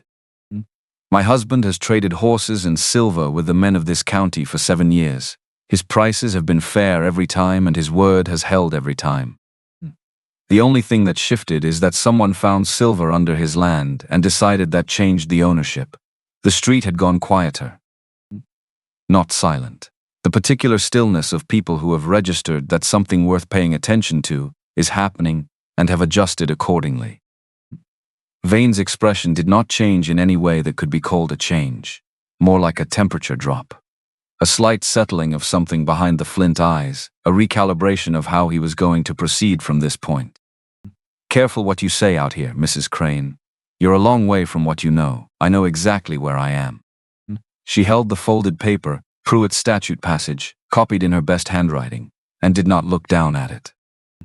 And I know what you're building piece by piece, a dead man nobody can find, witnesses who take their wages from you. An inquiry that becomes a charge that becomes a reason for a judge to set aside a treaty. I know how that architecture works and what it's meant to produce. She met his eyes directly and held them. I also know that criminal allegations made by parties with documented financial interest in the outcome don't constitute independent testimony. I've just been reading about it in detail. Vane looked at her for a long moment. Behind him, the two men exchanged the specific look of people who have just watched something go differently than they anticipated and are recalculating. A great deal of fire for a preacher's daughter, Vane said. I come by it honestly, May said. My father preached to difficult rooms for 30 years. She turned and walked back to the wagon. She did not run. Running would have given him something, and she had no interest in giving him anything further. Behind her she heard nothing. No following footsteps, no called after threat. Just the ordinary sounds of a Wednesday street resuming its business around the fact of her walking through it, which was its own kind of verdict. Sheriff Ben Holt had been standing at the corner of the land office building. She saw him as she passed, positioned deliberately enough that the choice was apparent. He said nothing. She said nothing. But she glanced back from the wagon seat as the boy turned the horses, and Holt was still standing at that corner, watching the space where Vane had been, with an expression she filed away carefully. Grey Wolf was back by the time she returned. Sitting with two of his senior men outside the council lodge, the conversation pausing briefly when she came in and resuming, which meant they'd seen her face and registered that the morning had produced something. She found him half an hour later at the edge of the camp, checking on the horses. Always the horses, the constant maintenance of the things the camp depended on. I went to San Cristobal, she said. He looked up, hand still on the horse. I know, without telling you. I know that too. His hands resumed their work, then stopped. What did you find? She handed him the folded paper. He read it. Slowly, the way he read things he was keeping rather than things he was setting aside. His jaw tightened once, briefly, along the line of the scar. Then he looked up at her. You spoke to Vane. He was waiting outside the lawyer's office. She watched his face process this. He already knew I'd gone there. He has people in town who tell him things. I know. A pause. I told him, in public, in front of witnesses, that criminal allegations made by parties with direct financial interest don't constitute independent testimony under territorial statute. Something moved across his face that was too contained to call surprise but occupied the same space. Then, it settled into something that wasn't relief either, because relief was too simple a word for it. Something with more texture than relief. Like a man who has been carrying a particular weight for a long time and has been offered assistance by someone he hadn't thought to ask and didn't know how to account for. You could have been hurt. His voice was level, the level that cost him something to maintain. I wasn't. That's not the same as. I know it isn't. She looked at him steadily, but doing nothing was a different kind of dangerous. And I'm not built for standing still when I can see what's being built around us. Around us. She'd said it without deciding to. Meaning it without having rehearsed the meaning. He didn't comment on it. But something shifted in his posture that she recognized from the morning after the rattlesnake. Not dramatic, not anything he would acknowledge if asked. Just a degree of tension in his shoulders that was no longer present. The paper helps, he said. It's one piece. Yes. He folded it with care and put it in his shirt pocket, the same pocket that had held the voluntary inquiry notice that morning. The inquiry notice was gone now, replaced. The exchange had an accidental quality of meaning that she noticed and chose not to mention because mentioning it would diminish it. They ate that evening beside a fire that was smaller than usual, the warmth unnecessary in the lingering heat, but traditional in a way that wasn't about practicality, and didn't need to be. Grandmother Willow moved through the camp with the unhurried precision that meant she was paying attention to something that hadn't announced itself yet. Reed ate without speaking, which was different from the hostile silence of the early weeks. This was the silence of a man in the process of revising a conclusion he'd been confident in and finding the revision uncomfortable and doing it anyway, because he took accuracy seriously. Grey Wolf told her about his teacher that evening. She hadn't asked. He offered it in the way of someone who has decided a piece of information has become relevant and should be placed where it can be used. A missionary, young Grey Wolf gathered even then, and serious in the earnest way of young men who believe in the things they haven't yet been tested on. He'd taught Grey Wolf to read in English, had seen in the 10-year-old boy something worth the investment of time and patience, and had acted on what he saw. He said words could build things between people who didn't understand each other, Grey Wolf said. His eyes were on the fire. He said walls were easy to build and easy to destroy, but words built differently if you used the right ones. Did he see it work? May asked. Grey Wolf's hands, which had been still on his knees, moved slightly. He died before he found out. A pause that had the specific weight of something long ago and thoroughly understood.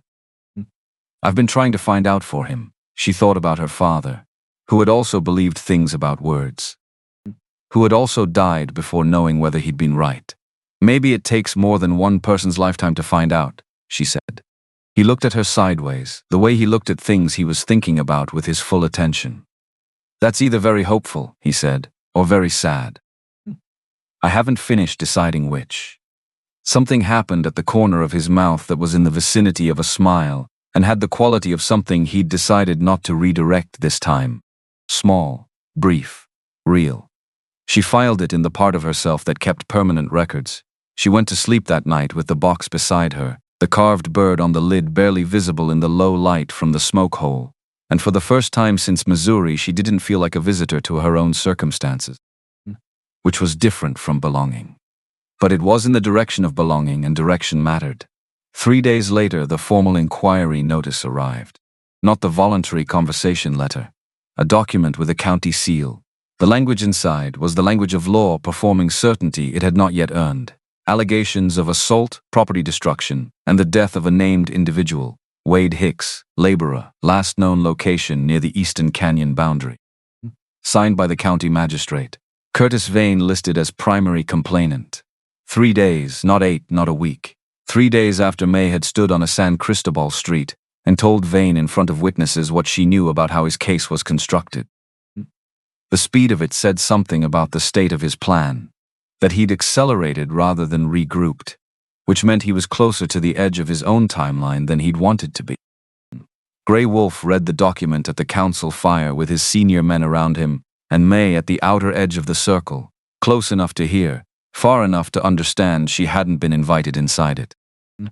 The men spoke in Chiricahua, which he understood in pieces now, enough to follow the shape of the argument without catching every word. The argument was between those who wanted to respond with demonstrated force and those who wanted to use the legal argument she'd brought back from Pruitt's office. Reed's voice was the loudest for the first position. Grey Wolf's voice, when it came, was the quietest, and the quietest voice was the one the fire seemed to bend toward. We answer with the law they're using against us, in English, which meant he intended her to hear it. Pruitt's argument. We find the men vain is paying, and we find what would make telling the truth preferable to what they're already doing. Which was its own kind of force, applied without noise. The weeks that followed had the specific tension of a situation in which nothing has happened yet and everything is preparing to. May moved through the camp with the heightened attention of someone who has learned that the desert always gives warning before it delivers consequences. The difficulty is learning which kind of warning you're receiving. She learned more Chiricahua. She helped Grandmother Willow with the preparation of winter medicines.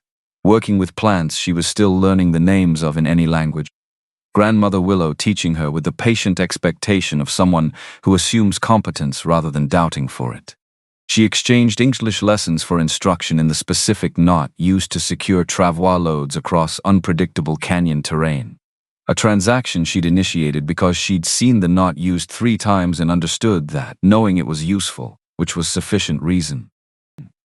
She made these exchanges without ceremony, because ceremony had started to feel like it belonged to a version of herself that wasn't sure she had standing here, and that version was receding the way shorelines recede when you're moving away from them on a train. Gradually, and then you look up and it's gone. Reed stopped leaving the room when she entered it. She didn't acknowledge this. He didn't acknowledge it. Some changes are better recognized by neither party, allowed to become simply part of the record without being made into an event. Grey Wolf watched all of this with the peripheral attention of a man who tracks everything in his territory, without appearing to track anything in particular. She'd catch him sometimes, across the camp, his eyes moving from whatever he'd been occupied with to her face, with the speed of someone who hadn't meant to look and found himself looking anyway. When she caught him, he returned to whatever he'd been doing. Not with embarrassment, without apology. Just done looking. For now. She started to understand what those looks were taking inventory of. Then the night came without a moon and the smell arrived before the sound. She woke to smoke. Not cooking fire smoke. Not the familiar mesquite wood smell that had settled into her sense of this place like something permanent. Wrong smoke. The kind that meant something burning that wasn't meant to be burning. The kind that arrived with the specific urgency of a thing that will get worse before it gets better. She was upright before the first shout reached her. Outside the lodge, the camp was already in motion. Women moving children toward the canyon wall. With the organized speed of people who had rehearsed this, men converging on the southern perimeter.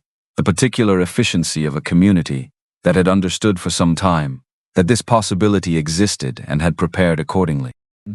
Torches outside the camp perimeter. Riders, masked with cloth strips across their faces, which was not the method of any official posse May had ever heard described. Not law.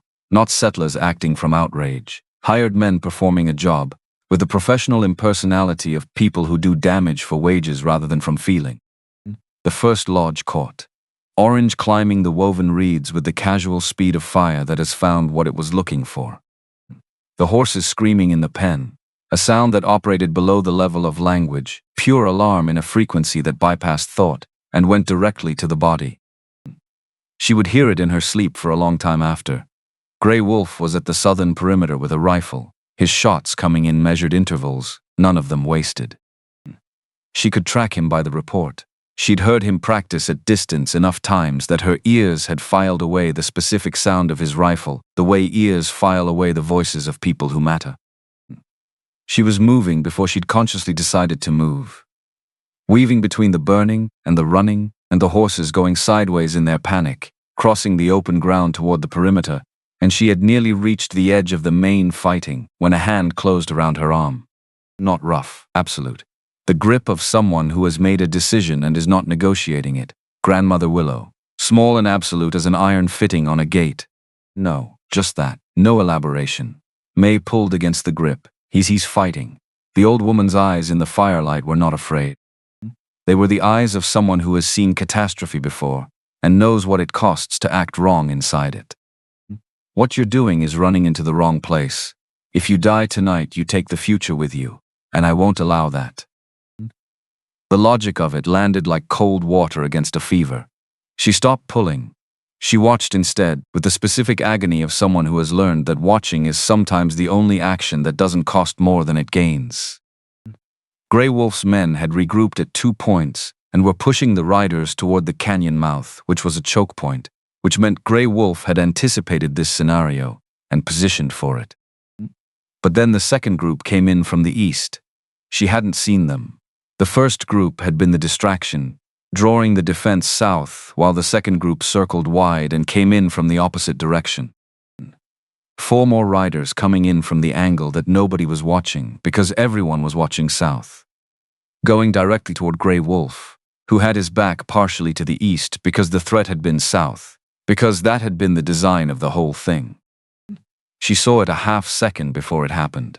The rifle butt connecting with the back of his head produced a sound she felt in her own skull. He went down.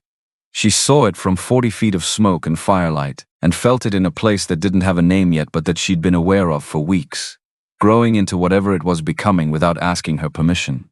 She saw it, and she understood in that moment that the place existed, and that the name for it was something she'd already known for longer than she'd admitted. Reed was fighting toward his brother from the north.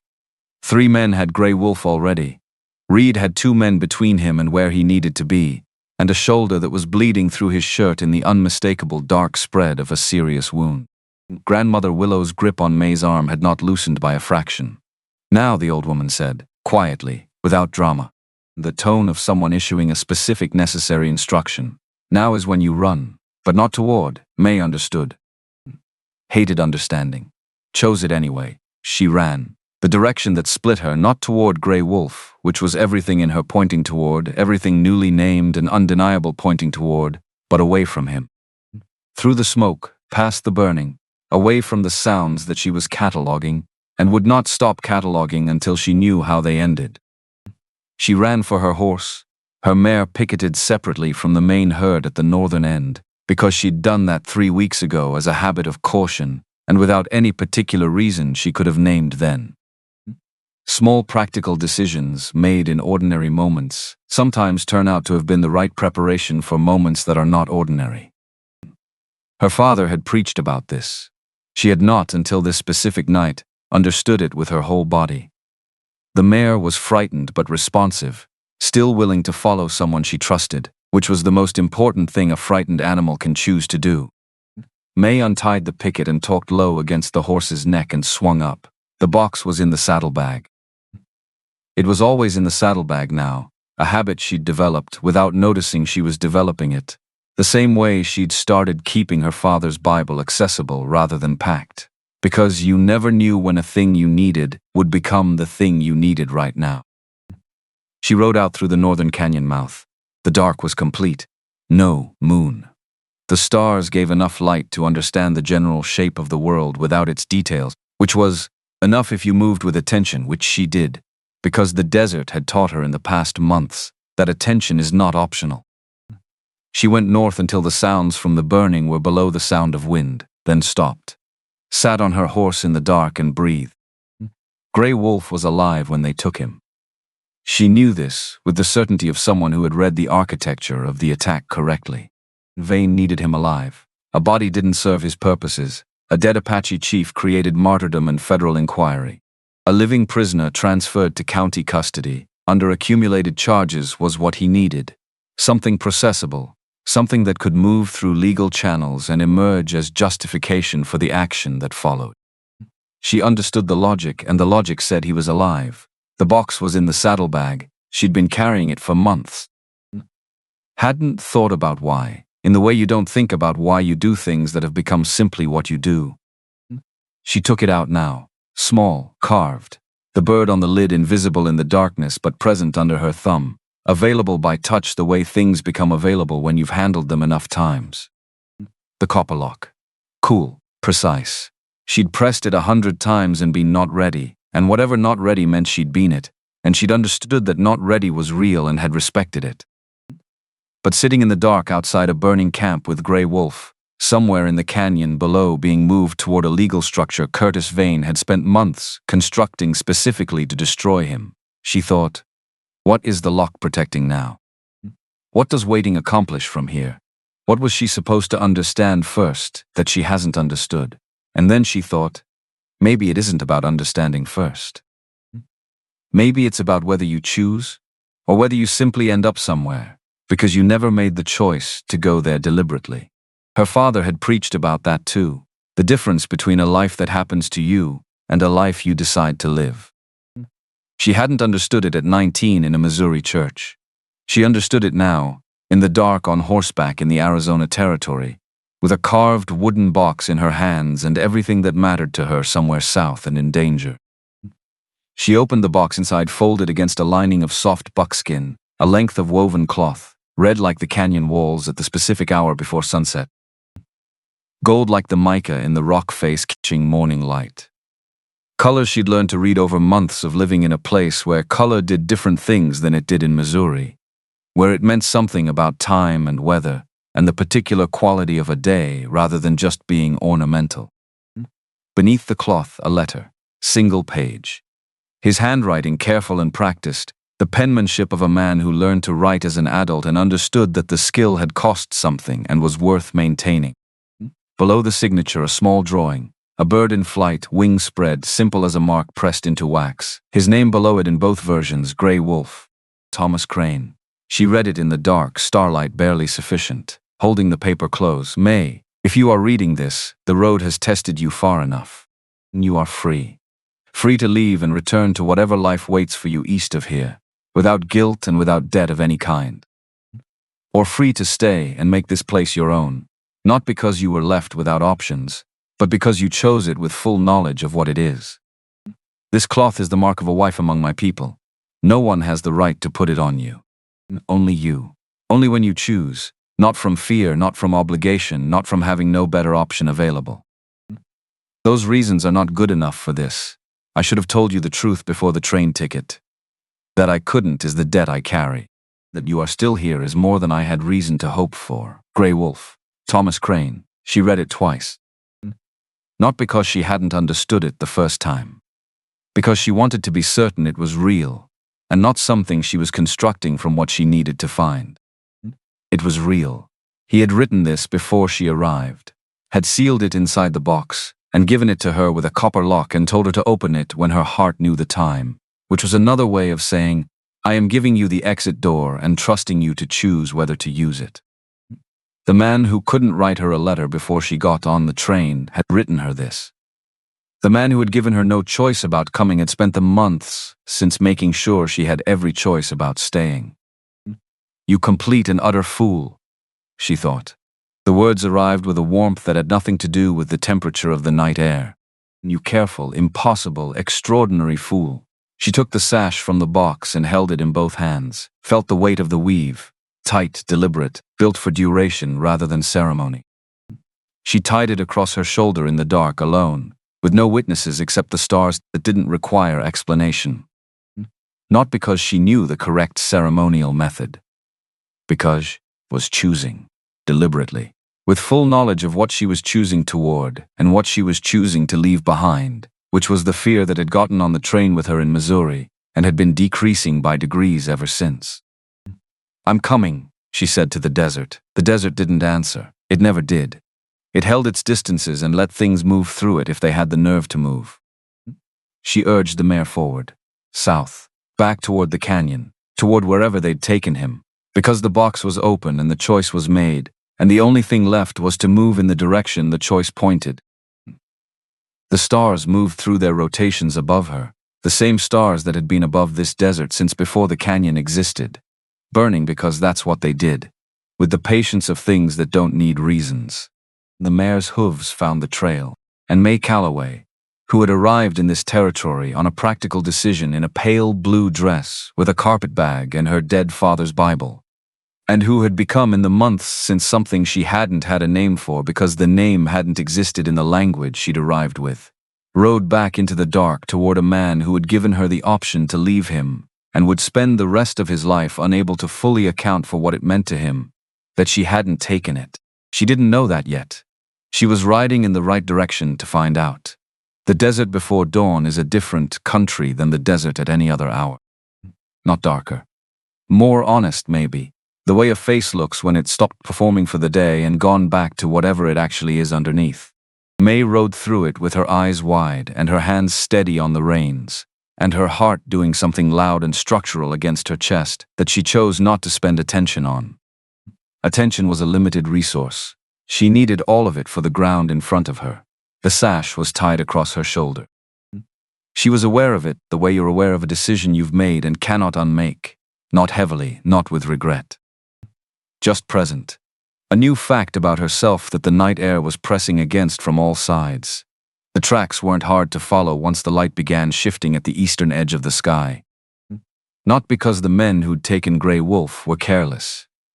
They weren't. They had the professional economy of people paid to do a job rather than people acting from feeling. But because 6 horses moving through canyon sand leave a record that doesn't require expertise to read if you've spent months being taught to read it. 3 sets of prints deeper than the others. Weight. A man being carried or dragged, and then later, the slightly different compression pattern of a man being made to walk under his own power. He was alive, moving, at least part of the time. She followed that knowledge the way you follow a thread in absolute dark, not because you can see where it leads, but because letting go is the one thing you know for certain you won't do. The light came up in increments, the desert's usual method, not gradual, nothing gentle about it, just sudden additions of visibility each time she thought she'd reached the maximum and found there was more available. By the time full color hit the rock faces above her, she'd climbed out of the main canyon floor and was moving along a secondary wash running east toward the flatter country beyond. The tracks led her around a sandstone formation the size of a church, and then down into a shallow basin she'd never been in before. Protected on 3 sides by rock, open to the south, she smelled the smoke first, then she saw the camp. 5 men, 1 fire burning low, running on habit rather than fuel, horses tethered on a picket line along the western wall, 4 of them shifting in their sleep, 1 fully awake with the ears forward alertness of an animal that has registered something the humans around it haven't processed yet. Rifles stacked near the fire, except for the man on watch at the southern opening, sitting on a flat rock with his hat pulled down, and the specific posture of someone losing an argument with exhaustion. And at the center of the basin, tied to a lodgepole driven into the ground with the casual efficiency of people who do this regularly. Grey Wolf, head down, 1 knee bent at an angle that suggested the shoulder had been wrenched during the binding. The blood on his face had dried brown, and the position of his arms said the rope had been tied with more anger than skill, which meant it had been tied tighter than necessary, which meant it hurt more than necessary. But his spine made its statement without consulting anyone or anything around it. Straight, unbowed, not performance, just the structural fact of who he was, operating below the level of conscious decision. She pulled the mare up behind the sandstone formation, dismounted, tied the reins to a jutting spur of rock, crouched and studied the basin for a long, deliberate time. 5 men, 1 rifle within immediate reach, the watchman's propped against the rock beside him. 4 horses she could scatter if she moved fast enough, and created enough chaos before anyone oriented. The watchman was the primary problem, positioned at the south opening to see anyone coming up the canyon approach, which meant he was not positioned to see anyone coming from above along the eastern rock face that ran the top of the basin wall like an unmaintained road, uneven, steep, passable if a person was willing to be undignified about the method. She was willing.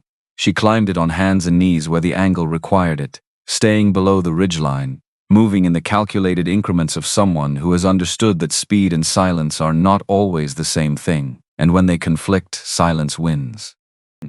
The rock was cold from the night in the places the sun hadn't reached yet, and warm in the places it had.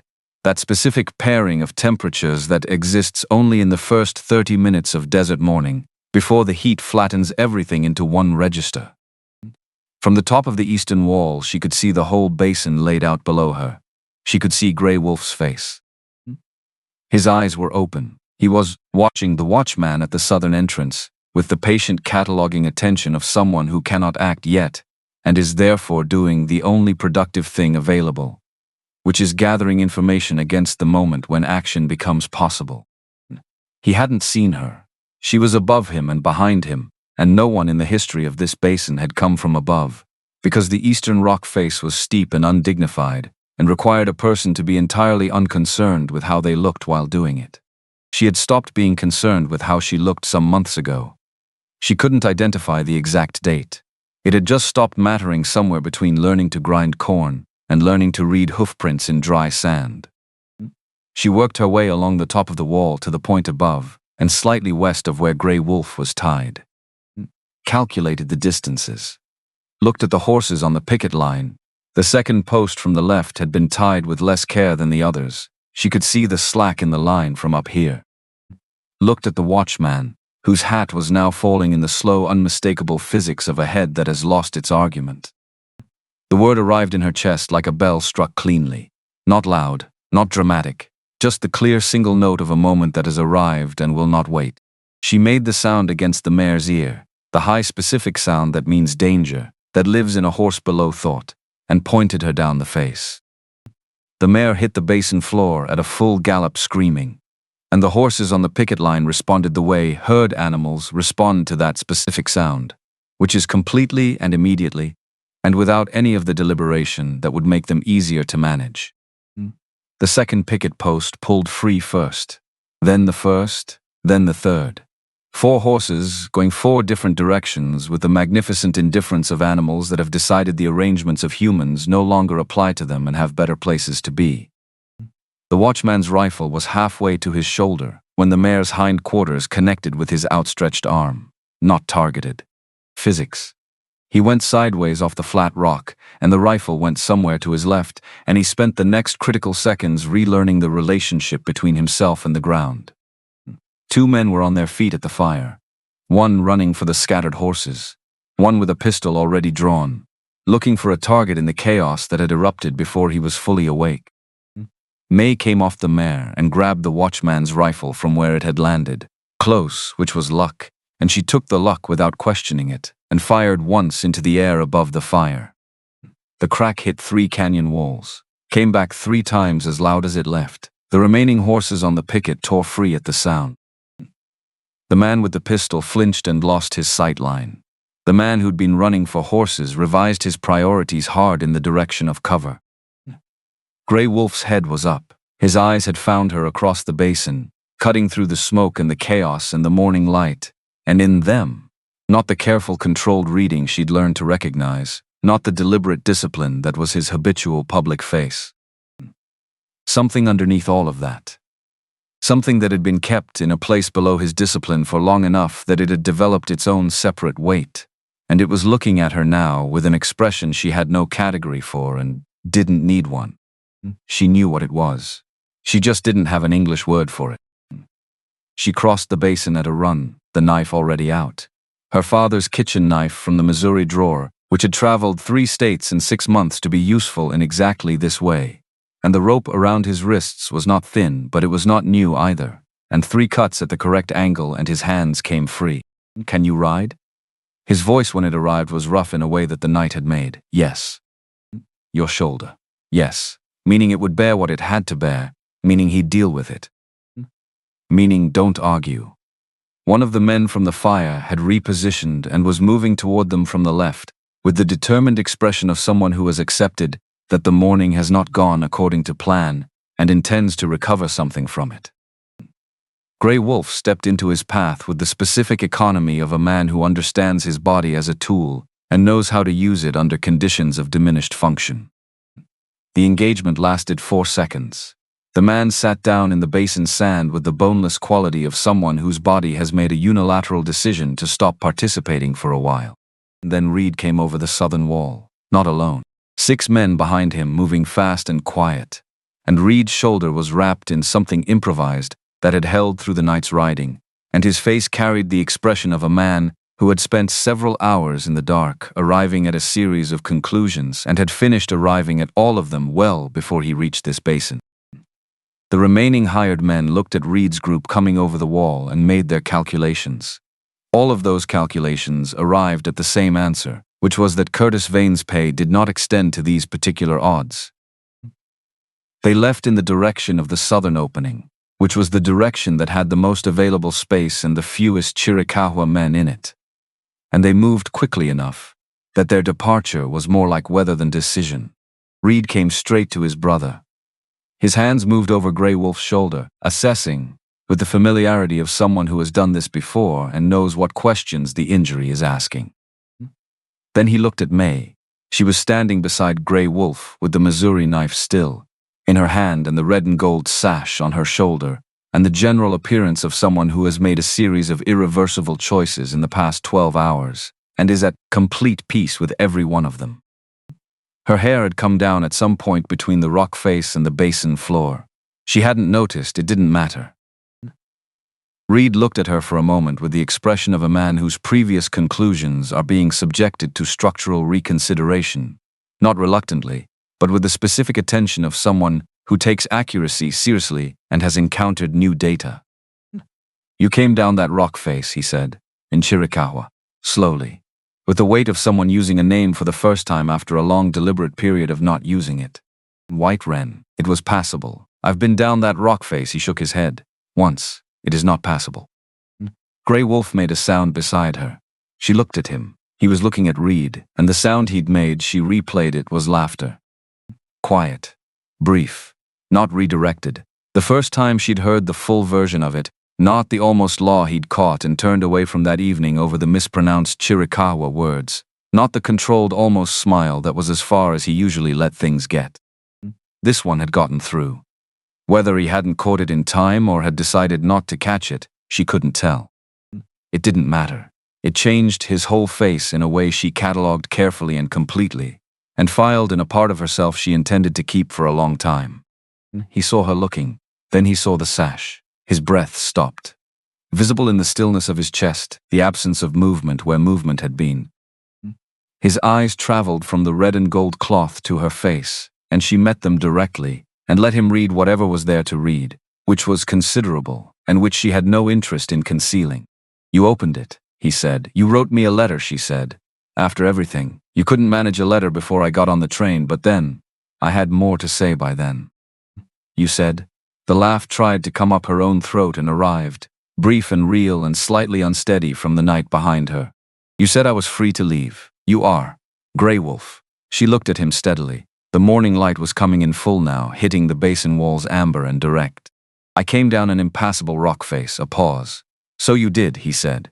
Reed produced a sound that might charitably be described as coughing and went to organize his men. The ride back to Canyon Rock was slower than urgency wanted, because Grey Wolf's shoulder was genuinely compromised, and May's mare had burned through her reserves in the basin, and the desert does not adjust its distances for inconvenient circumstances. They moved at the pace the morning allowed. She rode beside him rather than behind him, which was different from the way she'd ridden anywhere alongside him before. Different in a way that neither of them named but both of them understood, was a new arrangement that reflected a new set of facts. Reed and his men rode ahead, tactically sound, also considerate in a way Reed would never have described as consideration. The canyon received them the way it received everything, as a fact. The walls and the morning light and the smell of restarted fires from the rebuilding work already underway, because that was what the camp did, had always done, would continue to do. It treated catastrophe as a problem requiring labor rather than a condition requiring mourning. And it got on with the labor. Grandmother Willow was standing at the camp entrance. She looked at them both coming in, looked at the sash, made a sound that was not a word in any language May had learned, but that communicated with absolute clarity the satisfaction of someone who has been waiting a specific amount of time for a specific thing to happen and has now watched it happen precisely as expected. Her hand found May's as she passed. Brief. Absolute. The same touch as the first morning and the morning after the fever, and every morning in between when she'd appeared at exactly the right moment, which was every morning she'd appeared. She said nothing. She never said what didn't need saying. The message from Sheriff Ben Holt arrived on the afternoon of the second day after the basin. A rider May didn't know, bearing a county-sealed envelope. Grey Wolf read it standing against the council lodge wall, his shoulder now properly bound with a sling May had constructed from a section of blanket. She'd learned bandaging from watching Grandmother Willow and had discovered she had an aptitude for tasks requiring precision without elaboration. He read the letter twice, then handed it to her without a word. Holt had been working since the night of the attack. Two of Vane's hired witnesses had come to him separately in the 3 days before the attack. It turned out. had been Vane's response to learning that his testimony structure was coming apart. Not a planned first move, but a panicked last one. The witnesses had gone to Holt before Vane could reach them because they had learned, through channels Holt chose not to specify in the letter, that the charge against the Chiricahua camp included language that could constitute capital offense, and being party to a false capital charge carried legal weight they found they could not continue to carry. Their statements, taken separately on different days and found consistent on every material point, established. Wade Hicks was alive, currently working a ranch in New Mexico territory under a different name, having been paid a sum of money to be unavailable for a period of time by a man whose description matched Curtis Vane with precision. The Murphy cattle had been moved by 3 hired men, none of them Apache, all of them traceable through a livery in Benson, where their horses had been stabled before and after the job. Vane had been arrested that morning, territorial court date, 3 weeks out. May sat with this information for a long time. This was how justice actually worked, she understood. Not through a single dramatic moment, but through the accumulation of small right actions taken by ordinary people who had, for various reasons, decided they preferred the truth to the alternative. Walter Pruitt's bookshelves, maintained with the precision of a man who still cared about the law even when he'd stopped caring about the desk. Holt standing at the corner of a San Cristobal street, hearing what he heard, letting it change something in him. 2 frightened men walking into a sheriff's office in the dark, because the thing they'd agreed to had become larger than they'd understood when they agreed to it. Things connect, not always in the light, but they connect. She looked up from the letter, and Grey Wolf was watching her with the expression that had more room in it than his expressions usually had, as if the injury had removed one layer of the deliberate stillness he kept around himself as habitual protection, and left something under it that was simply him, without the careful management. Holt was standing on that street corner, she said. The day I talked to Vane, I didn't know he was there. I know that too. Something moved at the corner of his mouth. That's what made it worth listening to. 3 weeks until court. She spent them the way she'd spent everything in this place, by continuing. The camp rebuilt itself lodge by lodge, the damage from the attack becoming over those weeks a version of the camp that was not identical to what it had been before, but was functional and solid and perhaps stronger in the specific places that had been broken. The way a repaired thing that's been done right often outlasts the original. She worked alongside the women and alongside some of the men on the structural repairs, because she'd developed opinions about load-bearing angles, and nobody had suggested those opinions were unwelcome. Reed started asking for them, not with announcement, not with any acknowledgement that his position had shifted. One morning he simply appeared beside her while she was evaluating the placement of a new lodgepole and said, in his characteristic way that left no space for preamble, "Where do you think it goes?" She told him. He considered it and positioned the pole where she'd indicated. The lodge held through the first autumn storm and the second. Reed didn't comment on this, neither did she. Some things are better acknowledged by neither party, and instead just allowed to become part of the record.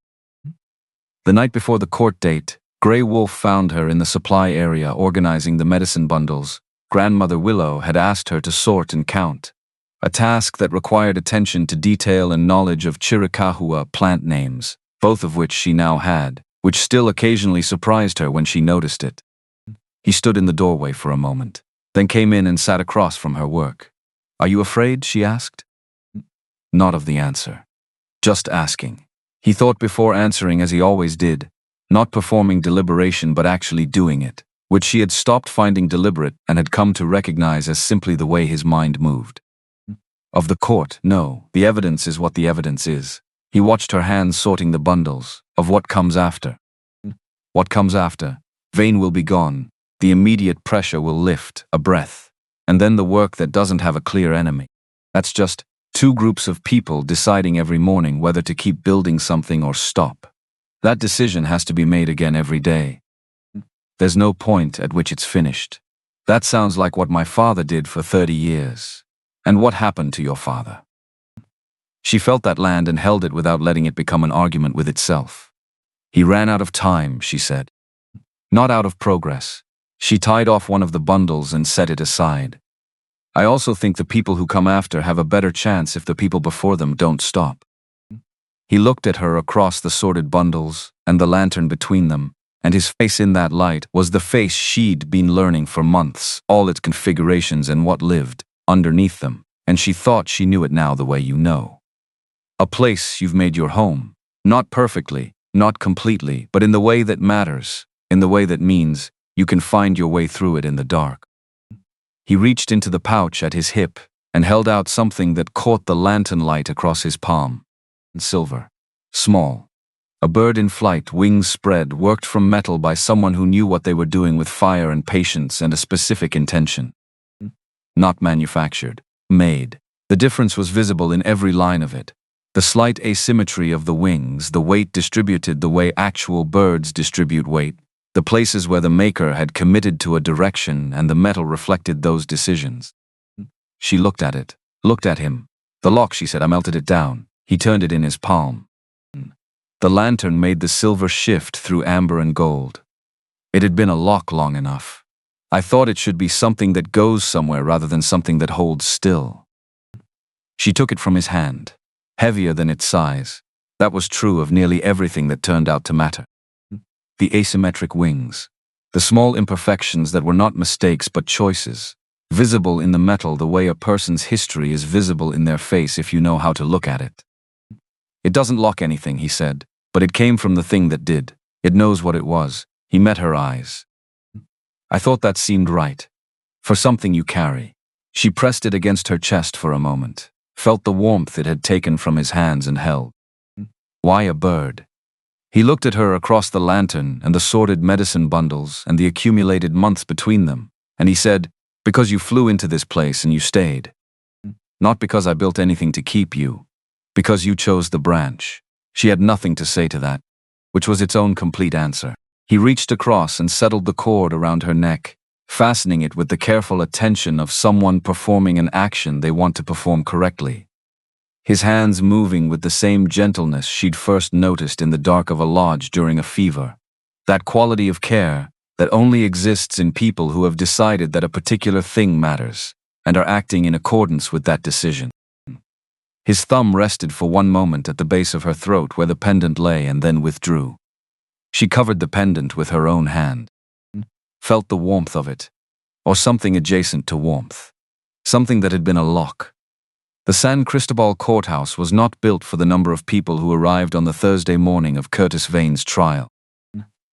May understood this as she came up the main street with Grey Wolf and Reed and two of the senior men, and found the street already holding people who had arrived too late for the room inside and had positioned themselves to receive whatever news filtered out through the doors. Ranchers from the Eastern Valley. Settlers she'd never encountered. 3 women from the dry goods district who had apparently concluded that this particular Thursday warranted closing the shop. And along the far side of the street, present and still in the way that the canyon wall was present and still, members of the Chiricahua camp who had ridden in before dawn. A presence that made its own argument without requiring words. She had never seen them in town before. She understood the precise cost of their being here and understood what it said about what this day meant. Inside, the room held more people than it had been designed to hold and held them in the particular compressed atmosphere of a space where something important is happening, and everyone present knows it. Magistrate Edson Cross, brought from the county seat, had the face of a man who had read the case file thoroughly and arrived with conclusions he intended to maintain against whatever pressure the room produced. Vane sat at the defendant's table in clothes that were doing less work today than they usually did, the confidence that had made him look inevitable on the San Cristobal station platform reduced now to the stubbornness of a man who has not yet accepted what the room already knows. The testimony ran through most of the morning. The 2 men who'd gone to Holt said what they'd said in their statements, and their words held under cross-examination with the specific texture of things that are true. True things have a different quality under pressure than constructed things, a density that fabricated accounts don't have, and the difference becomes apparent in the sustained attention of a formal proceeding. Walter Pruitt appeared as a legal expert on treaty land rights. and spoke with the organized authority of a man who had recently been reminded what his bookshelves were for, and had been grateful for the reminder. Holt testified to what he'd witnessed, what he'd been told, and what the investigation had physically established. Then Cross called May. She walked to the front of the room and stood where she was directed to stand and looked at the room, which looked back at her.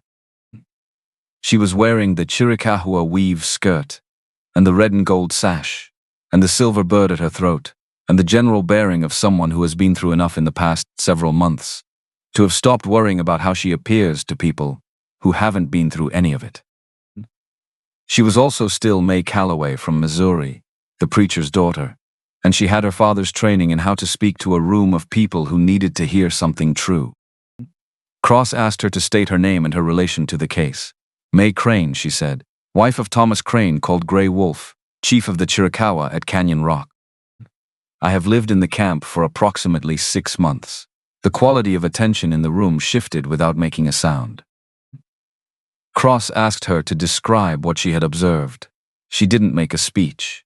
Her father had preached enough sermons that she'd formed strong opinions about the difference between speaking at people and speaking to them, and the difference between testimony that performs conviction and testimony that simply reports what was seen. She described what she'd observed, and what she'd done, and what she'd understood, in the plain language of someone recounting events they were present for. The San Cristobal Street and the morning in Pruitt's office. The architecture of the attack on the camp.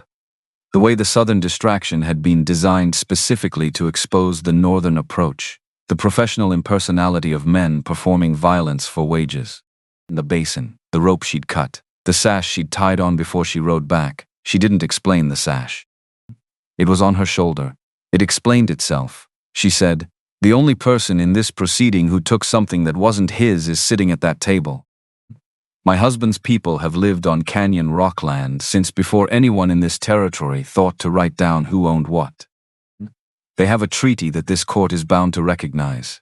What Mr. Vane built was an argument made of paid statements and an arranged disappearance, a constructed case designed to make theft look like justice. I believe this court is here to find out what actually happened and call it by its correct name." The room was quiet the way rooms get quiet when something has been said that everyone present has been thinking, and nobody else has said yet. Aldous Briggs, rancher, 4th row, a man whose face had learned to communicate through changes in weathering rather than changes in expression, stood up without being called on. Cross looked at him. Briggs said, "Traded horses with Crane going on 8 years. Every transaction clean. Man's word has held every time without exception." He sat back down. Another man stood, a woman across the room, 2 more men in the back rows. Cross let it go on longer than procedure strictly allowed, because he was a man who understood that there were moments when the room itself was providing testimony, and that interrupting it constituted its own form of ruling. The verdict came in the late afternoon. Vane on 3 counts, 8 years. The mineral rights he'd filed against Canyon Rock territory, invalidated by the treaty violation finding, which meant the silver under the canyon floor stayed where it had always been, under the earth, belonging to the people whose earth it had been since before anyone thought to call it property. May stood outside the courthouse in the late sun afterward, with the particular exhaustion of someone whose sustained attention has finally been given permission to relax. The full cost of the last several days was arriving now that the immediate requirement for function had lifted, arriving in her legs and her shoulders, and the place behind her eyes that had been running on something other than sleep for longer than she wanted to calculate. Holt found her on the boardwalk. He stood beside her in his habitual communication through presence way, and after a moment held out an envelope with the Federal Land Registry stamp. "Came from Tucson," he said. "Canyon Rock. Permanent title, Federal Registry, not a temporary treaty arrangement." He paused, took some pushing from certain quarters to get it processed at this speed. "Give it to Gray Wolf," May said. "It's his people's land." Holt's expression moved through something that on another face would have been a smile. "Yes, ma'am." He put the envelope in his coat pocket. "For what it's worth," he said, "I've been in this territory for 19 years. I've watched a lot of people arrive with good intentions and leave with excuses." He looked at her sideways, in the way of someone who has decided something should be said but isn't accustomed to saying things directly. You didn't leave. He walked away down the boardwalk before she could respond, which she suspected was intentional. Grey Wolf appeared from the courthouse and crossed the street to her, without the managed spatial distance she'd grown accustomed to in the early months. The careful courtesy of a man who doesn't move toward what he hasn't established clear permission to move toward. He crossed the space between them the way he moved through his own camp, as ground that exists to be covered. He looked at her face. Whatever he found there was sufficient. Holt has paperwork for you, she said. Federal registry. Permanent. I know. Pruitt told me what was filed. He looked at the boardwalk, then back at her. Something in his voice had the texture of a room that had been opened for the first time in a long time and found to still be intact. You don't have to keep fighting for things after you've already won them. Yes, I do, she said. That's what my father spent 30 years trying to explain to people. She looked at him steadily. The fighting doesn't stop when the enemy goes away. It just changes what it looks like. Grey Wolf took her hand on the main street of San Cristobal in the middle of the afternoon, with whoever happened to be paying attention. His hand closed around hers with the same precise care as everything else he did that was real. Careful not because the thing was fragile but because it mattered.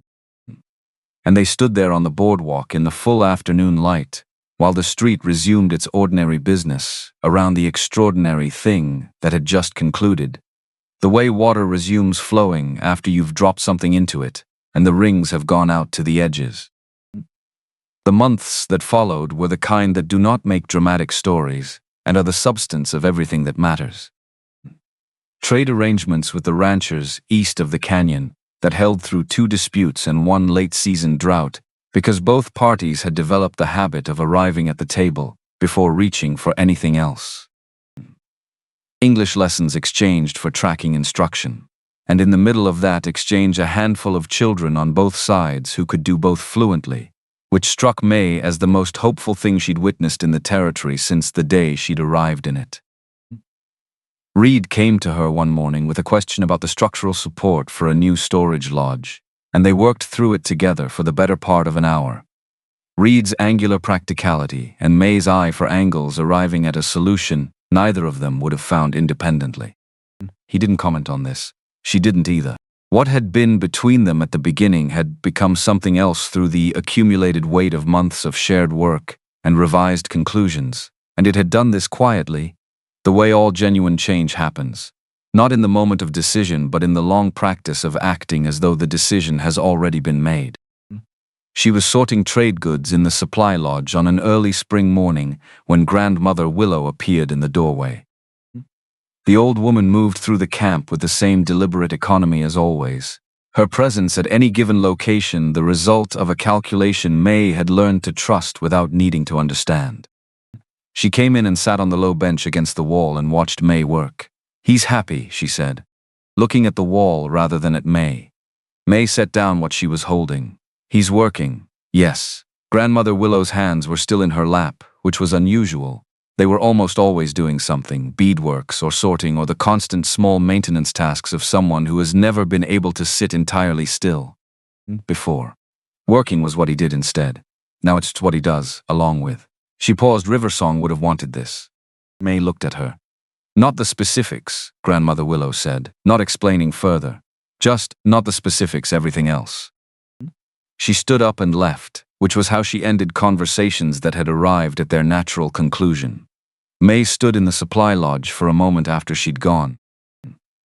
3 years of a man leading without anything to lead toward, and then the accidental consequence of a practical advertisement in a newspaper that a woman in Missouri had answered because she had no better options. The chain of it, the contingency.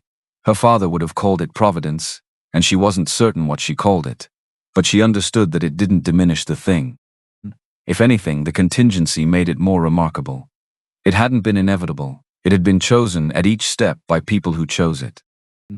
She found Grey Wolf at the eastern end of the camp in the late afternoon, checking on a horse that had taken a stone bruise 3 days earlier. He looked up when she arrived. She sat on the fence rail beside his work and watched him run his hands down the animal's leg, with the focused attention he brought to anything that required accurate assessment. "Better," he said, meaning the leg. Then he straightened and looked at her. "What?" She had been carrying what she was about to say for 2 weeks. Waiting until she was certain. Waiting until there was no useful function served by waiting further. "I think," she said, "we're going to need to think about building onto the lodge." He looked at her. He was still for a moment in the way he went still when he was doing the kind of thinking that required his whole attention.